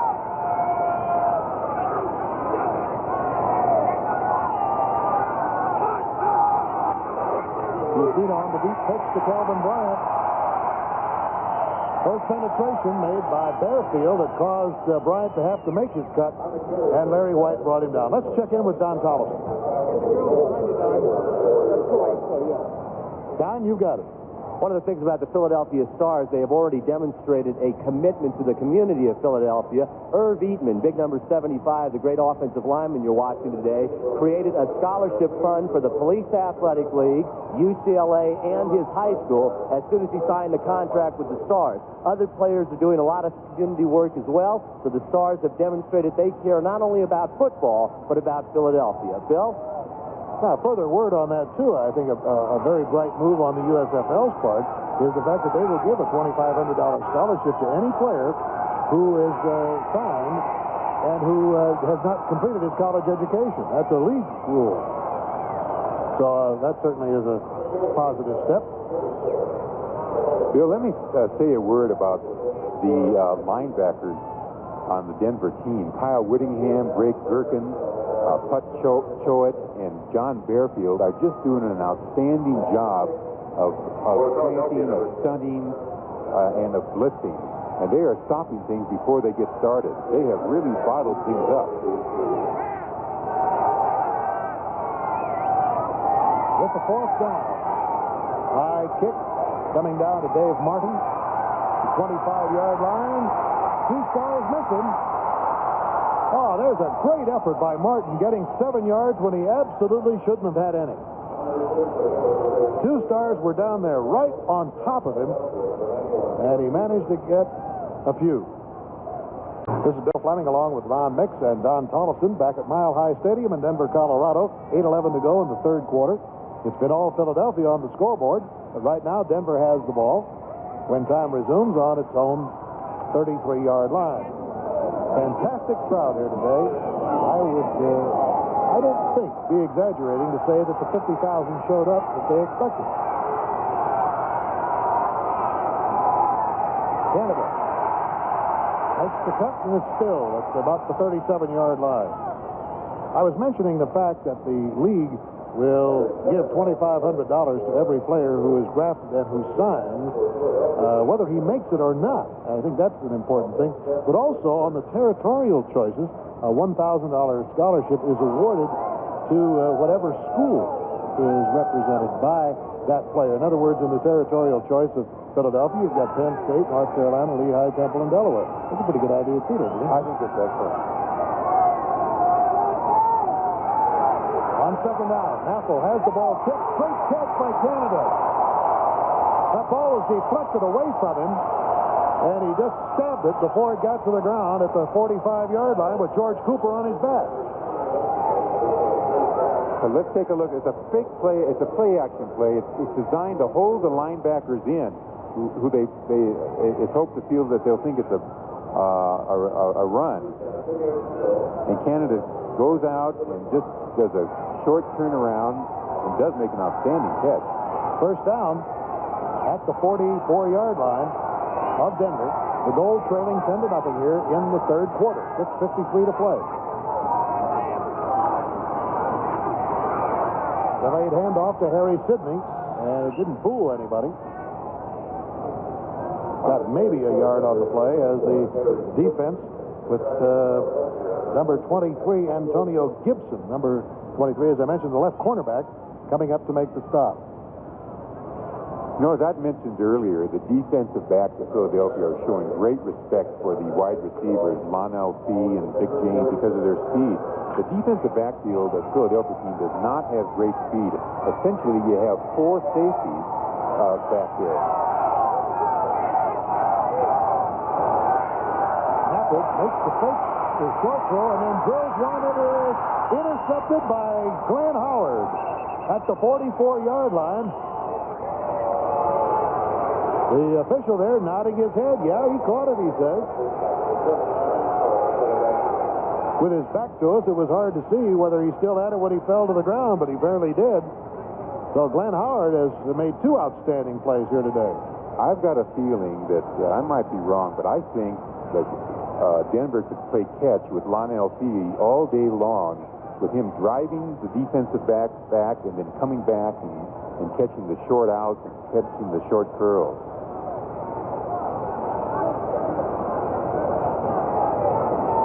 Got a player down on the 40-yard line, a player from Denver, and he's sprawled out there. I can't make out who it is.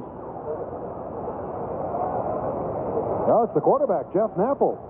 And he gets up and comes over to the sideline, so we'll take time out. Jeff Naffel was helped to the sidelines, apparently shaken up after that last pass that was intercepted by Glenn Howard of the Philadelphia Stars. So now, Philadelphia has the ball on its own 43-yard line. We've got 6 minutes and 2 seconds to go in the third quarter, and Philadelphia is out in front, as they have been from the start, 10-0.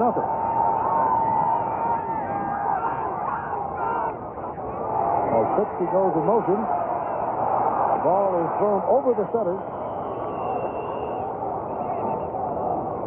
And now Don Tollefson has Glenn Howard. Thanks, Bill. We're with Glenn Howard, who made the interception. What happened on the play, Glenn? Well, it looked like a screen from the beginning, so I started to slide out, and then quarterback started to scramble, so I tried to roll back in and just pick up an open man, look where his eyes were. He threw the ball, had a pretty good break on the ball, and thank God I pulled it in. Where'd you get the good hands? Were you ever a receiver or back or anything, Glenn? I used to play tight end in high school. Beautiful. Glenn Howard out of Minnesota for the Philadelphia Stars with a big interception. Back to Bill Fleming. Okay, Glenn was acquired along with Stuart Anderson of Virginia from Washington for the negotiating rights to Walker Lee of North Carolina and Ronnie Estee of LSU.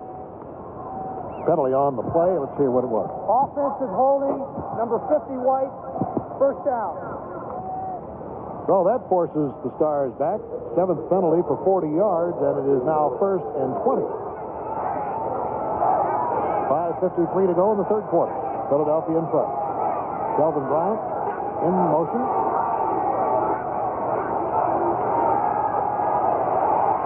Screen to the opposite side. David Riley on the receiving end of it. Well, so far, the story of the game really has been the effectiveness of Chuck Fusina and perhaps what we would call the lack of effectiveness of Jeff Napple. Yeah, there we see it. 10 out of 20, Jeff Napple, 10 out of 20, only 57 yards. But look at that terrible statistic that really hurts them. 3 interceptions.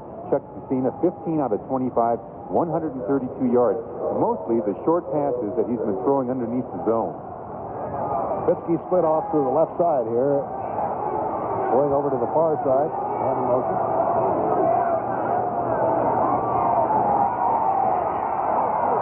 Overthrown, intended for Kelvin Bryant.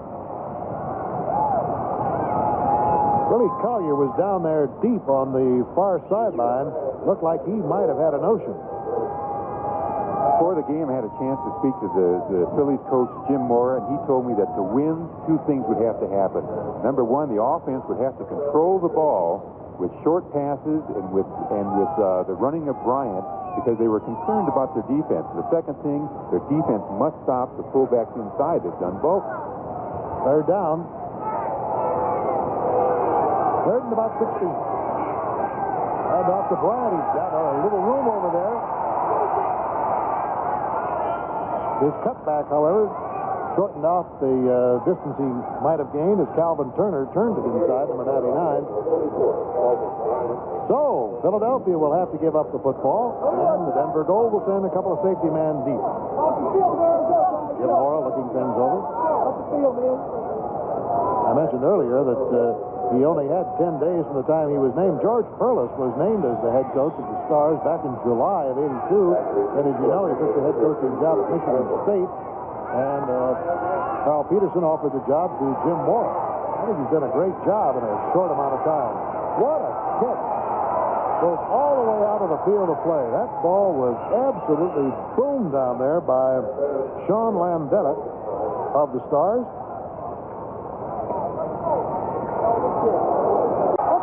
Denver Gold on their own 20. Have yet to score today. So they're still looking for their first USFL score or point on the scoreboard. Canada gets the pass and gets spot.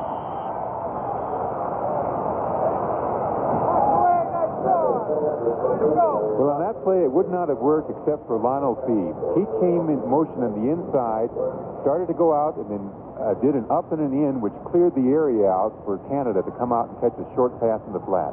Ron, aren't you amazed at this crowd here today? It is. It's just so surprising. The crowd size is surprising, but their enthusiasm is really mind-boggling. Yeah, and they haven't really had a great deal to cheer about. I can't imagine what will happen if they score. Well, look, here's what's going to happen. Harry Sidney grinds out a first down and then 7 more big yards. A total of 12 as Scott Warner brings him down.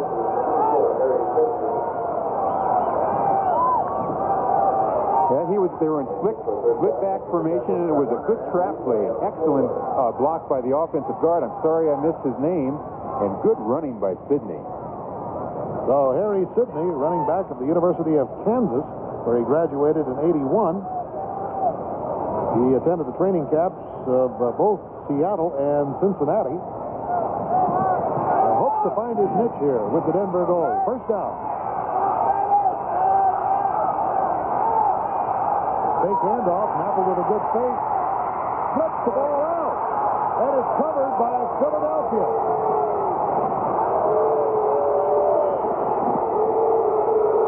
Mike Lush, number 27, got the ball. And on that unfortunate lapse by Jeff Napple, the Stars turn it around and have it deep in Denver territory. And I don't know what happened. He just simply lost control of it. Yeah, look, the motion went one way. It fooled everybody. And he just has that ball. He's just holding it out there, frankly, instead of having it tucked in. And it just got away from him. The crowd's very unhappy because they saw their team on the way towards the score. They thought that they were really moving. That's too bad. What a terrible thing to happen to the quarterback. 5 turnovers, 3 interceptions, 2 fumbles. Very costly for the Denver Gold here today, and we'll be back in a moment. I can't imagine what the ski slopes are like in the mountains of the Rockies because of this big snowstorm, but I can tell you one thing, the enthusiasm for football has never been higher here in Denver for the Denver Gold, and their team is trailing 10-0. However, Philadelphia has the ball now on the Denver 34-yard line with a 1st and 10. Kelvin Bryant on the receiving end. Out of bounds he goes at about the 35-yard line, but choked. Once again, the story today, the turnovers. Denver 5, Philadelphia 1. The Denver defense is actually playing very well. In fact, the last 3 possessions that the Philadelphia has had have resulted in punts. In fact, now it looks like they're trying to work Bryant out in the open to try to get the ball to him because he's just not getting through the line. There he goes. Boy, what a head of steam he had when he hit the line. First down for Kelvin Bryant at the 20-yard line. That hole opened up, and he was through it in an instant. Boy, what blocking. I see Brad Oates is back in there. Number 70, the offensive left tackle. I think one of the reasons for the success on that play is that the Denver defense is in what's called a flex line position. It means they're sitting back and reacting, and that very strong offensive line just dug in there and blew them away. We got to get behind the line. First down on the 20. Philadelphia leading. We're in the last 2 minutes of the 3rd quarter. Not much there as Booker Russell, the fullback, gets about 3. Don, do you have a report for us? We're with Mike Lush out of East Stroudsburg State, the defensive back who fell on the ball. How did you see the play when the ball started rolling? To be honest with you, I read the keeper, and I just got up there as fast as I possibly could. And when the tackle hit his arm, he coughed it up, and I was thinking score all the way, but unfortunately, I tripped over on 2 feet. But maybe next time, who knows? After the scrimmage last week, there was some concern about the defense. You guys have really come together today. What's been the key, Mike? Well, the key is that we've opened up the whole concept of our defense. Before, we were showing so little that we just couldn't do what other teams were willing what could do. So now that we showed our whole package, we're going to be in there all year. Watch. Okay, Bill, Mike Lush down here. And here's Fusina rifling one too high, intended for the receiver at the 5-yard line, who was Scott Fitzke.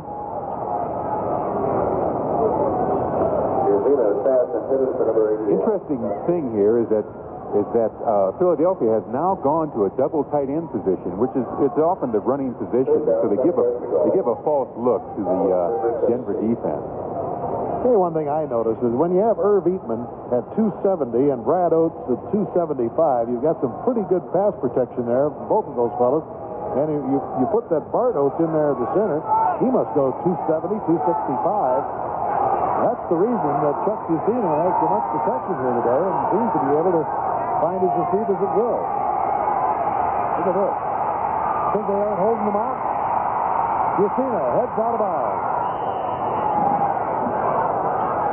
Now Irv Eatman really has only played 6 games as an offensive tackle for UCLA, so he is really still learning his trade. He was a defensive tackle. Frankly, he could go both ways, but he is still learning his trade as a pass protector. Now, fortunately for him, there isn't that much experience on the Denver defensive line, so the big size, the upper body strength, the good athletic ability of Eatman is going to see him through while he's learning his trade.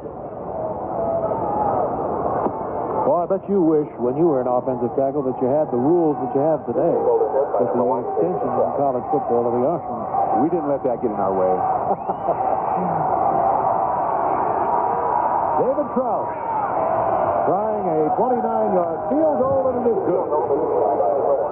And so the Philadelphia Stars capitalize on that fumble by Jeff Napple and turn the turnover into a 3-pointer, and Philadelphia now leads 13-0. Be sure to be with us next Sunday at 1:30 Eastern. That'll be 11:30 Mountain Time for ABC's United States Football League. We invite you to check your local listings for the game or games in your particular area. Now, this game could still turn around. I think so, too. Not out of it. We have 43 seconds to go in the 3rd quarter, and again, there is the snow that was piled up on the sideline from yesterday's 16-inch snowfall. Fortunately, it wasn't as bad as that 3-day blizzard that hit here on Christmas Eve, which just about put a stranglehold on the entire area around Denver. But it is beautiful, and the trees were just simply flocked with snow early this morning. Unfortunately, our spotter normally, Bill Friel, was stranded and could not get in, and we're getting some great help today from Al King here in Denver. And our thanks to Joe Cox for supplying the statistics for us. So we have 43 seconds to go in the third quarter. Young ladies now have put on their jackets. Thank heaven. Not that warm. They're out with bare shoulders here a short time ago. Aren't you glad they don't have sweatpants? Yeah. Howard Ballage, deep, number 80 for the Denver goal at the 4. And David Trout gets a good high kick to Ballage.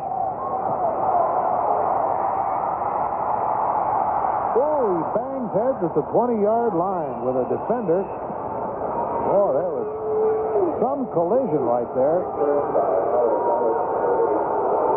Jeff Rodenberger, number 34 of the Philadelphia Stars. Wow. Often we talk about how the teams match up offensively and defensively, but the special teams, too, play an important role. They've just been excellent today. The reason you heard that booing there, because I think the fans had been thinking Ken Johnson. We had heard that Johnson was going to start the third quarter. Napple, however, is still in there. It'll be a tough time to take him out, especially after that mishap of fumbling the ball right out in the open as he hits Lonnell Fee. And he gets about 5. Well, I think they could be doing this all day. Watch, the defense is really very far back. In fact, he could have driven the defensive back even further and gotten a larger gain. If they start playing catch with their wide receivers, I think we can see this game turn around. Second down, 5 yards to go. Lonnell Fee, of course, was an outstanding player at the University of Houston under Bill Yeoman. Second down, 5. Glenn Ford carries for the first time today and gets the first down. Carries it up over the 35-yard line. There's a name we have not mentioned at all this afternoon. Glenn Ford was a number 9 draft choice out of Lenore Ryan College. First down for the Gold.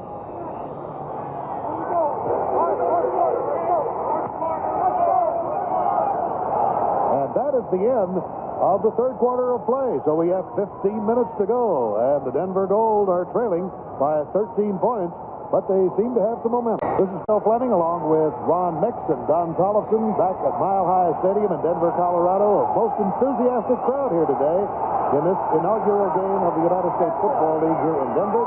Napple throws over the middle. It is almost intercepted and dropped by Glenn Howard. And again, the crowd is really on Napple as we take a look at how things have gone through 45 minutes of play. Now, you can see by the statistics that the Denver defense has really played very well. 234 yards total offense for Philadelphia is really not that impressive, although the team has looked good. But Denver could turn this game around if they get some offense going. 5 turnovers by Denver is the thing that is ruined. Napple over the middle, it is intercepted. John Brooks, number 98, carries the ball to the 28-yard line. And I'll tell you, if we don't see Ken Johnson in on the next sequence, Brian, this crowd is really going to be mutinous. Yeah, the stadium be empty.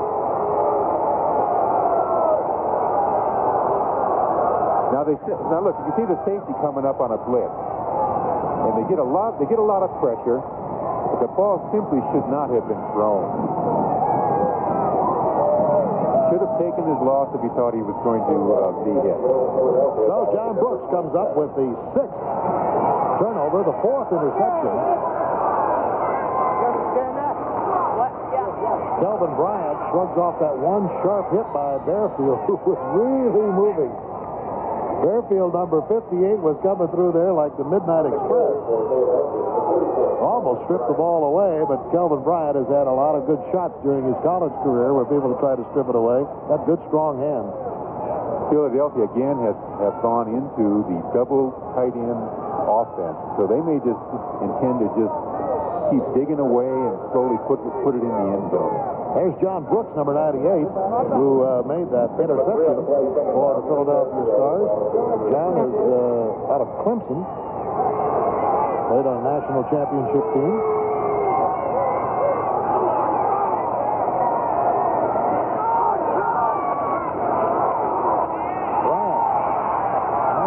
Just wasn't there as Bearfield closed it up.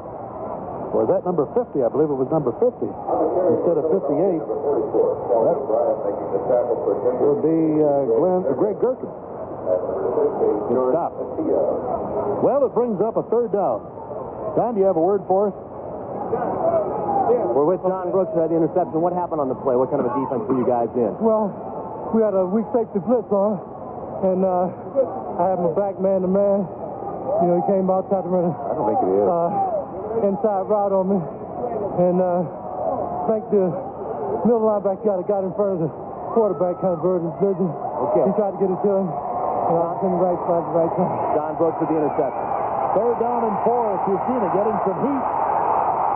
Goes out of bounds. Great defensive play. They just would not let him throw the ball. As Gherkin, once again, number 50, comes up with a key stop. And that was at about a 9-yard loss.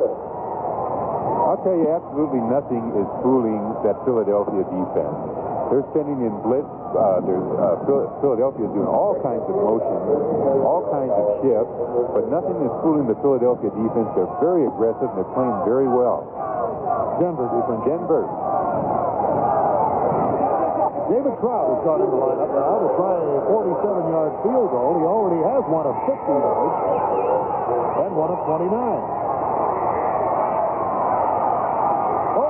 Ball gets loose from Jim Crown. The defense is going to get the ball for the offense, and the Denver goal will have it on the 46-yard line. And let's see if Johnson will come into the lineup.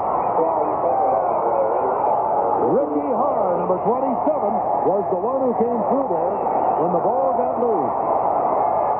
He had 43 and he's wearing 49. Kenny King goes to the sidelines. It is caught. Completed the 20-yard line. What a catch. Victor James gives Denver a first down.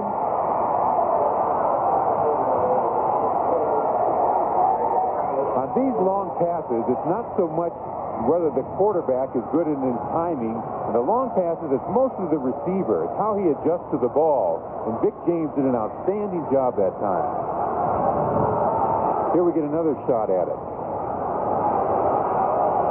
He had to work his way through some bump and run, and then get behind the defensive back. Well, I don't know how that ball ever got through there, but it did. First down on the 20. The Stars leading 13-0, but Denver's threatening here in the fourth quarter with 9:23 to go. Good fake by Johnson. Drills it in there. Bob Mazzola gets the ball to the 3-yard line. Listen to this crowd. They are absolutely frantic.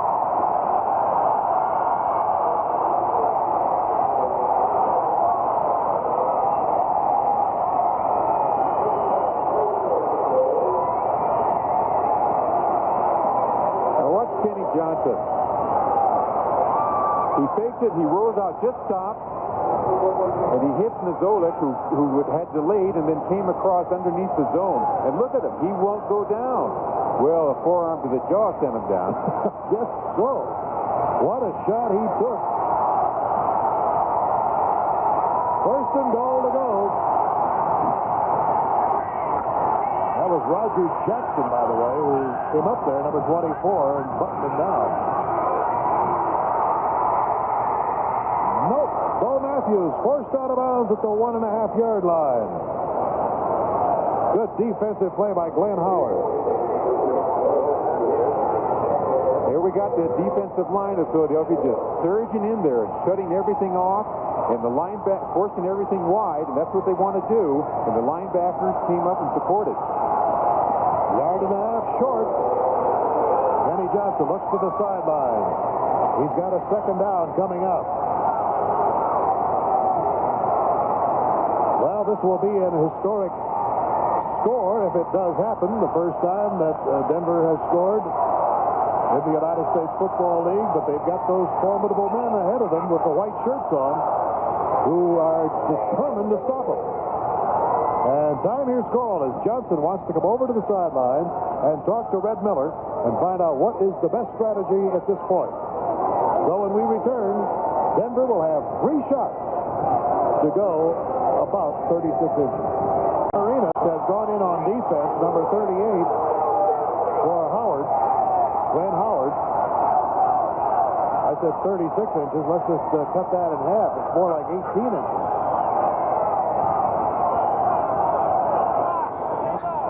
Johnson looking things over. Like he's diagramming on the ground. Well, here they come.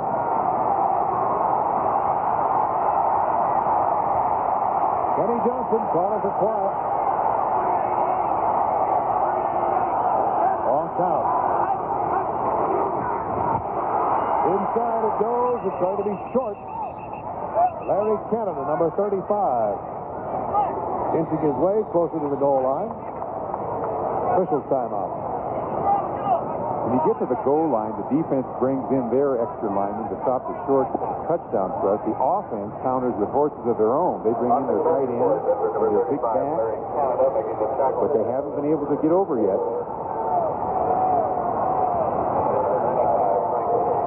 Well, they need somebody like Billy Sims or a Walker, the guys that like to fly. Just take off and dive over. Sometimes that's the only way to do it. Third down. Less than a yard.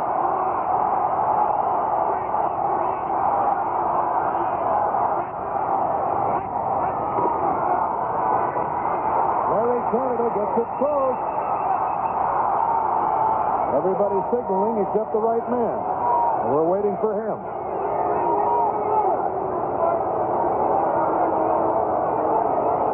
Well, it can't be more than inches. That's it. 3 inches from the goal line, and it'll be 4th down. Glenn Howard, who had just gone in prior to that play, made the stop. And so with 3 inches to go and 4th down, the Denver Gold with exactly 7 minutes to go in the ball game are trailing 13-0, and Red Miller is grim. He's got the worst seat in the house for this play.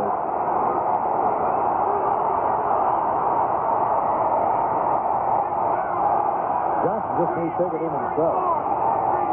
A lot of experience at that spot. Now he's going to swing wide. He's going to score. Good call.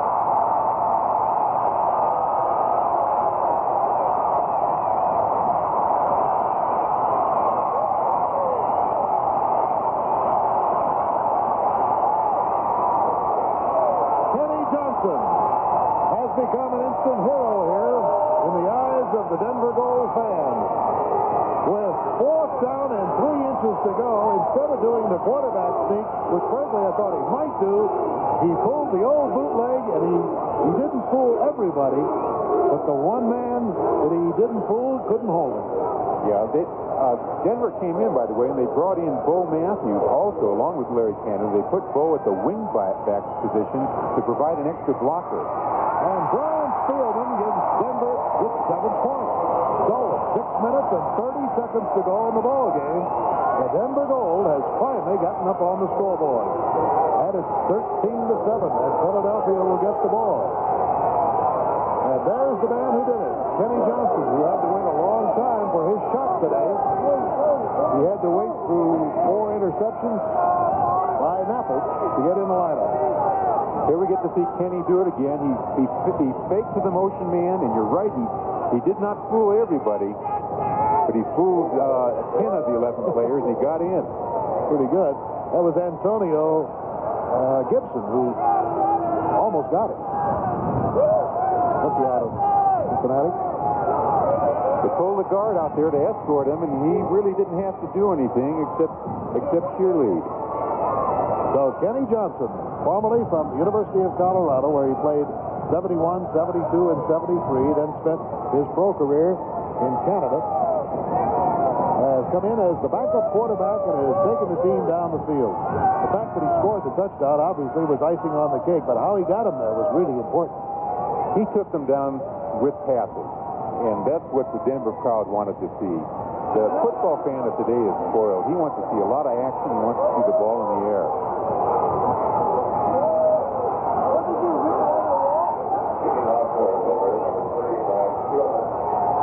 And here is the boot. Alan Harvin is deep. It's going to be a short kick. Taken by the short man. David Riley gets it up to about the 24-yard line. Don Tollefson, I think, has a report on that call. Don? What? Oh, I guess the word is that was a called play by Red Miller and his staff from the sideline. That bootleg for Johnson. Well done. Well called, well executed. Marker down on this kickoff, and it's a holding call against the Stars. Well, that'll shove them back. So Philadelphia scoring first on a 3-yard scamper by Chuck Fusina in the first quarter, then getting 3 more points with a 50-yard field goal at the end of the first half in the final play, getting 3 more points with a 29-yard field goal, extending the lead to 13-0. And now here in the fourth quarter, with 6.5 minutes to go, the Denver Gold moved down under a new quarterback, Ken Johnson, who bootlegged it in. I hate to say it, but from the 3-inch line. It doesn't sound like much of a spectacular play, but I'll tell you this, Ron, seldom will you find a play that had more drama. Or more reaction from the crowd.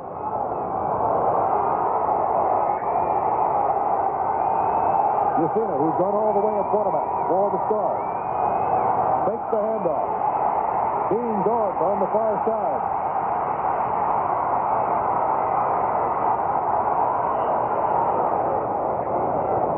Pretty close to that first down mark. Gerken has played very well. He's number 50 who forced that play out of bounds. Let's pause 5 seconds now to allow our local stations to identify themselves. KBTV Denver, a station of the Gannett Broadcasting Group.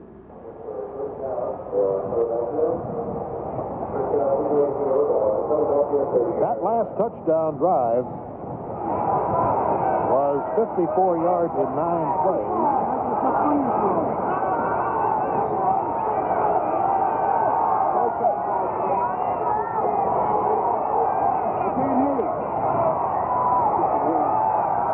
Fusina sets the team at the 30-yard line. Philadelphia still out in front, 13-7 in the fourth quarter, 6 minutes and 10 seconds to go. Fusina hands to Calvin Bryant, nothing there. Boy, an avalanche of Denver Gold forces him back.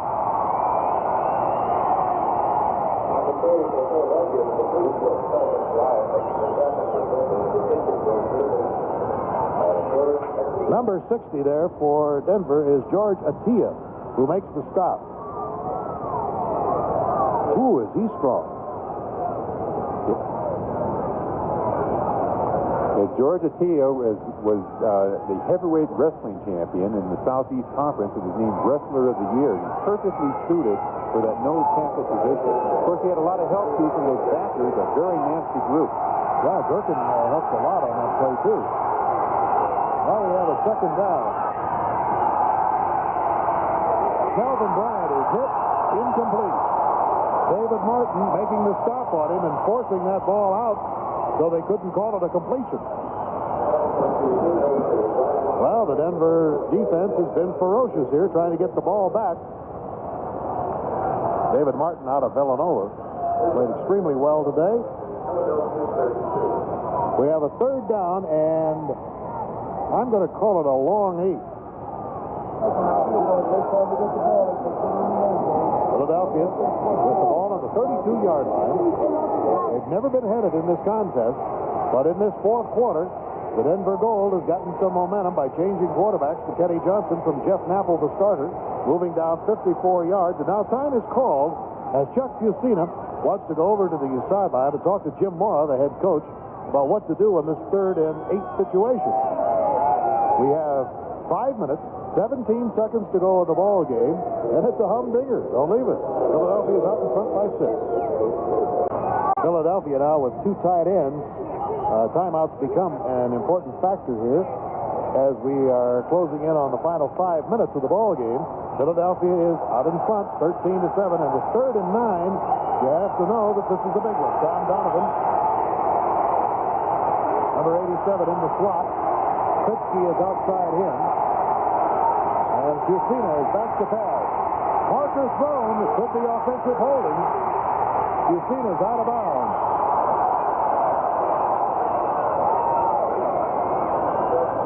Usually, Ron Mix, when you see that yellow marker interiorly, you know that it's the offensive line that's grabbing jerseys or something.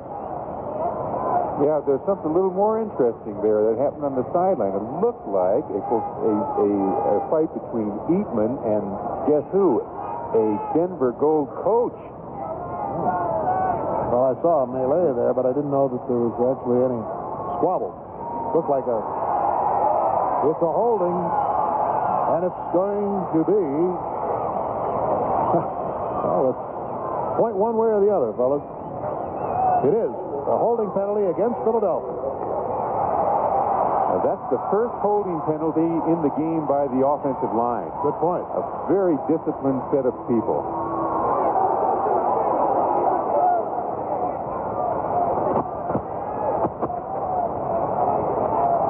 So with the ball run out of bounds at about the 36-yard line, Denver says, we don't want the penalty, we want the play. It'll be 4th down, and Dave Martin is back. Landetta will do the kicking. Oh, he had a 56-yarder today. That certainly beefed up his average. John Landetta.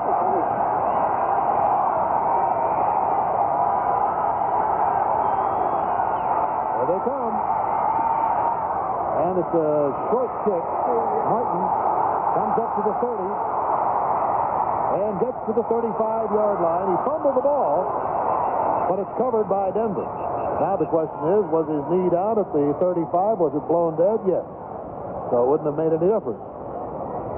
Well, here we are with 4 minutes and 58 seconds to go. And when we come back, Denver will have the ball on its own 36-yard line, trailing by 6. Next Sunday on ABC's coverage of United States Football League football, we'll be covering the New Jersey against Philadelphia game beginning at 1:30 Eastern, 11:30 Mountain Time. And a decision will be made tomorrow as to whether that game will be carried on a national basis or whether there will be regional games. We definitely know that we will see the Generals and the Stars in action against each other as Philadelphia returns home for their home opener in Veterans Stadium in Philadelphia. Well, the Philadelphia fans should be proud of their Stars. They've shown well in this game. And if they can hang on to this lead for another 4 minutes and 58 seconds, they'll chalk up their first victory. So we're ready to go. Ken Johnson, now the quarterback, scored the only touchdown for Denver on that bootleg sweep in this 4th quarter.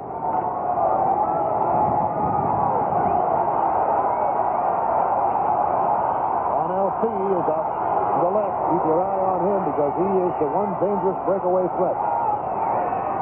He's the burner. The throw to Fee. Screen a little bit too tight to the sideline for them to do much maneuvering. And it gains only about 2 or 3 yards.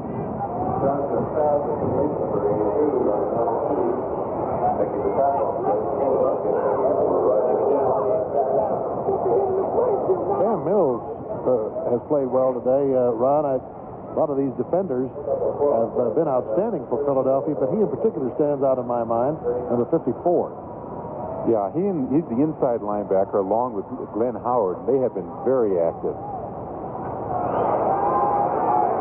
2nd down, about 7. The ball on the 39 of Denver, trailing 13-7 here. 4:53 to play in the game.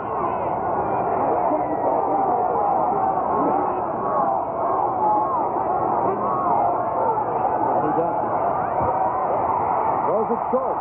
That's Bo Matthews. And Matthews is short of the first down at the 43-yard line. He has to go to the 46. That'll bring up 3rd. Again, that defense is strong by Mills. He just got the ball off. You can see there's a blitzer coming in, and just lofted it out there to Bo, and Bo squares his shoulders and tries to go forward, but two people stop him. Bo, by the way, is a good pass receiver. They like the pass receiving abilities of both of their fullbacks. Canada and Matthews are a pretty good pair of power runners, too.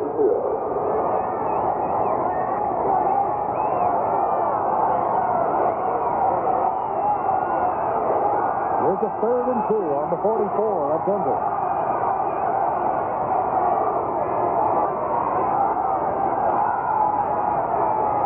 Johnson has plenty of time. Now he decides to sprint it out to try to pick up the first down.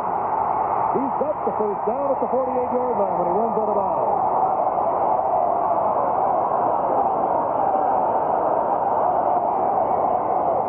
Well, you just can't beat that old savvy. Knowing where you can go and whether you can make it or not. It was a gamble. Player down here is a Philadelphia Star at the 48. Yeah, they had good design. I think they expected Philadelphia to expect them to run, and so they did play action into the middle. Kenny came back to pass, had a lot of time, but there was just excellent coverage on Philadelphia's part. Dave Ofer, number 94 of the Star defense, the nose tackle out of Penn State, is down here. It's just a cramp in the calf. Last 5 possessions, now 4 of those, Ron, they had a punt and so forth and so on. That was under Jeff Napple. Then with Johnson in there, look what happened. Yes, those are pretty damning statistics, but I know that Denver likes Napple, and I don't think they're going to lose faith in him because of today's performance.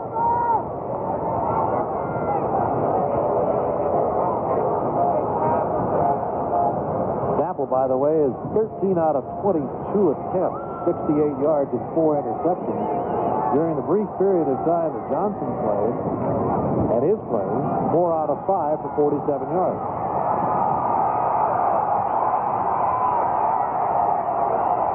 First down on the 48-yard line. 3:46 to play. Denver trailing by 6.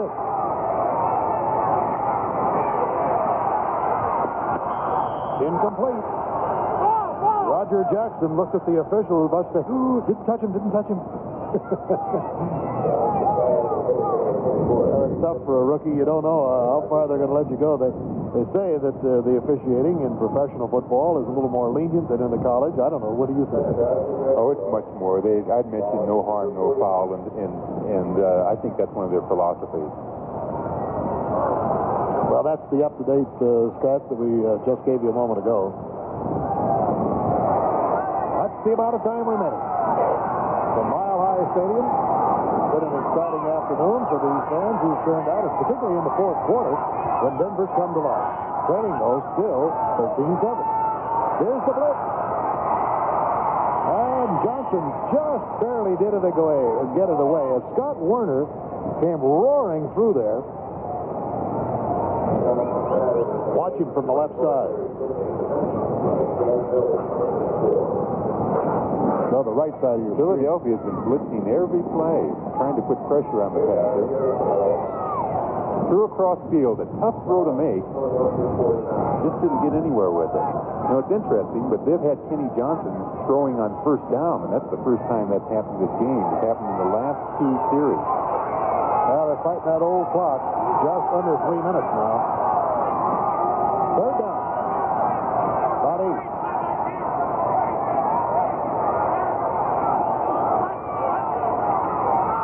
Deep pitch.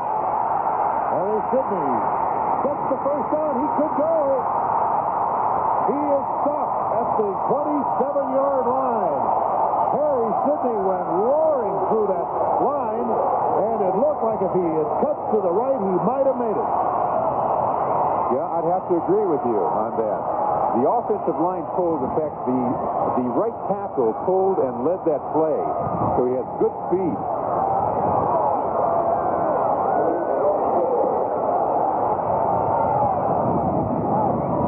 Scott Werner, by the way, who saved the touchdown, number 17. How many times he did that for the Dogs at Georgia?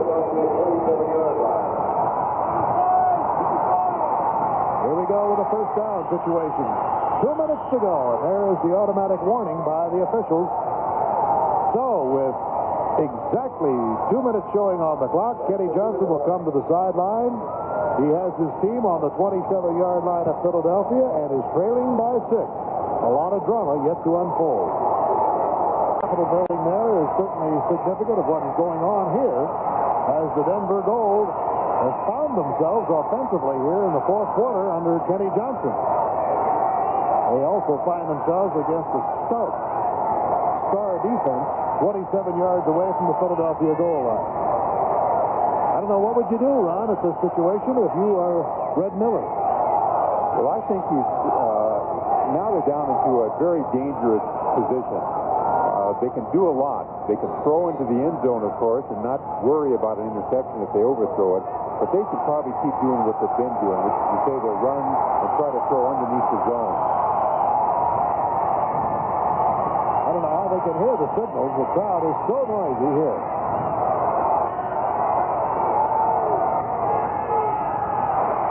Over the middle, incomplete. Just a little bit off the fingertips of Howard Ballage. Ballage, of course, played his college ball at Colorado, too. Kenny Johnson's been finding himself under a lot of pressure. They've been getting a good pass rush on him and good blitzing. The timing was almost there. Those short passes, it's all a matter of timing. Second down and 10 on the 27. Denver trailing with 1:55 to go. It's a 13-7 game. Johnson got his ball at the 9-yard line. Dick James comes up with another spectacular catch.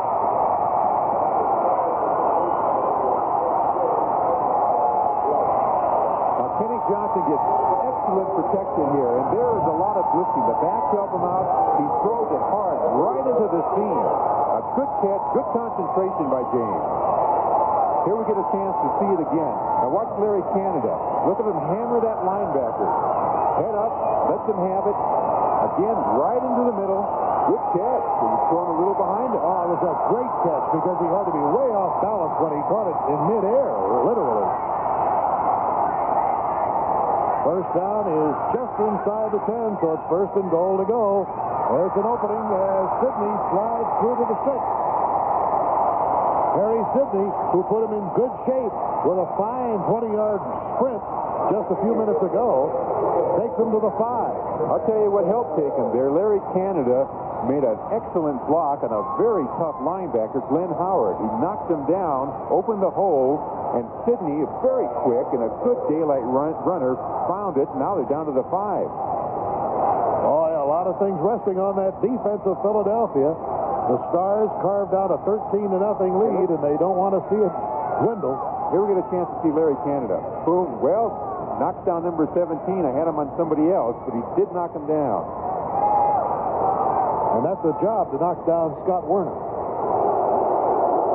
So, the conference going on the sideline with a minute and 2 seconds to go. The Denver Gold trailing here by 6, and 4 white-shirted Warriors from Philadelphia come in to bolster the defense. Howard goes out. Also getting a rest there, John Brooks.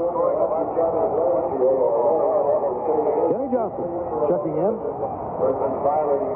They got defensively, they got Scott Werner, Antonio Gibson, and Mike Lush there on the goal line. Then we've got Sam Mills, Frank Case, Vince DeMarinis up there poised for this charge of the Denver Gold. Bo Matthews, number 41, checks in. Both Matthews and Canada are in the lineup. Harry Sidney is their tandem back. Canada gets to the 3-yard line. And that will move the clock. It ticks away 54, 53, and finally they stop it. right on the 3-yard line. Wow. Vic James reports in. Bo Matthews comes out. Vic James undoubtedly taking the play in from the sideline. The clock moving now, 48 seconds and ticking. A dramatic moment in the new life of the Denver Gold. And a few hearts are beating faster in Philadelphia. Hand off to Sidney. What a great defensive play. It looked like Sidney had the opening, and it closed on him. And who is the man down underneath there? Number 95 was Case.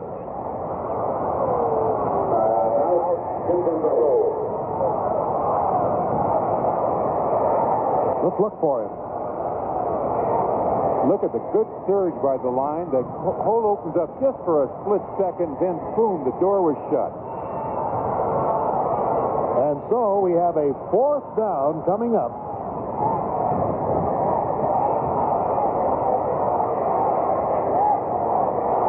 It'll be intense. Kenny Johnson can pull this out. He will be the first Denver player to have a fan club, I guess.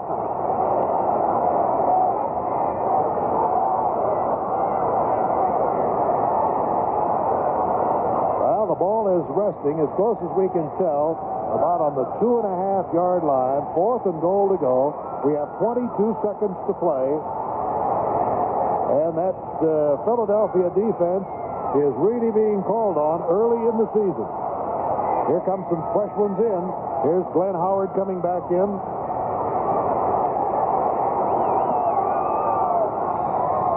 You know, teams open up more and more. They're wide open when they get to the goal line. I don't know what could happen, but certainly a pass cannot be ruled out. And we'll know in a moment. We're down to the final 22 seconds and a 4th down.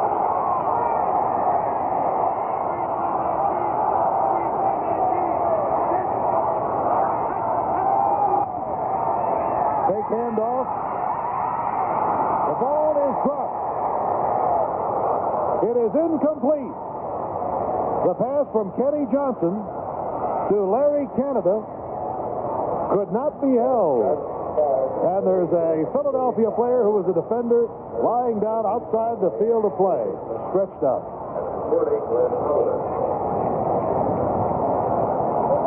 Antonio Gibson is lying there.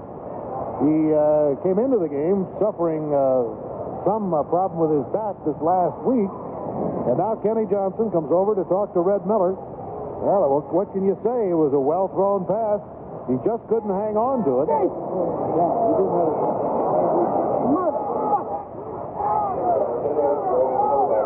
Ron? Here we go. He fakes the motion in the line, the play pass. He just flips it out there. Didn't have much time. I can't blame Larry Canada. That would have been a great catch if he had made it. I think Larry would have had to have been a few inches taller. Well, it looks like Glenn Howard was the one who caused the problem for Antonio Gibson. He fell right on top of him. Well, you really have to give credit to this Philadelphia Star defense.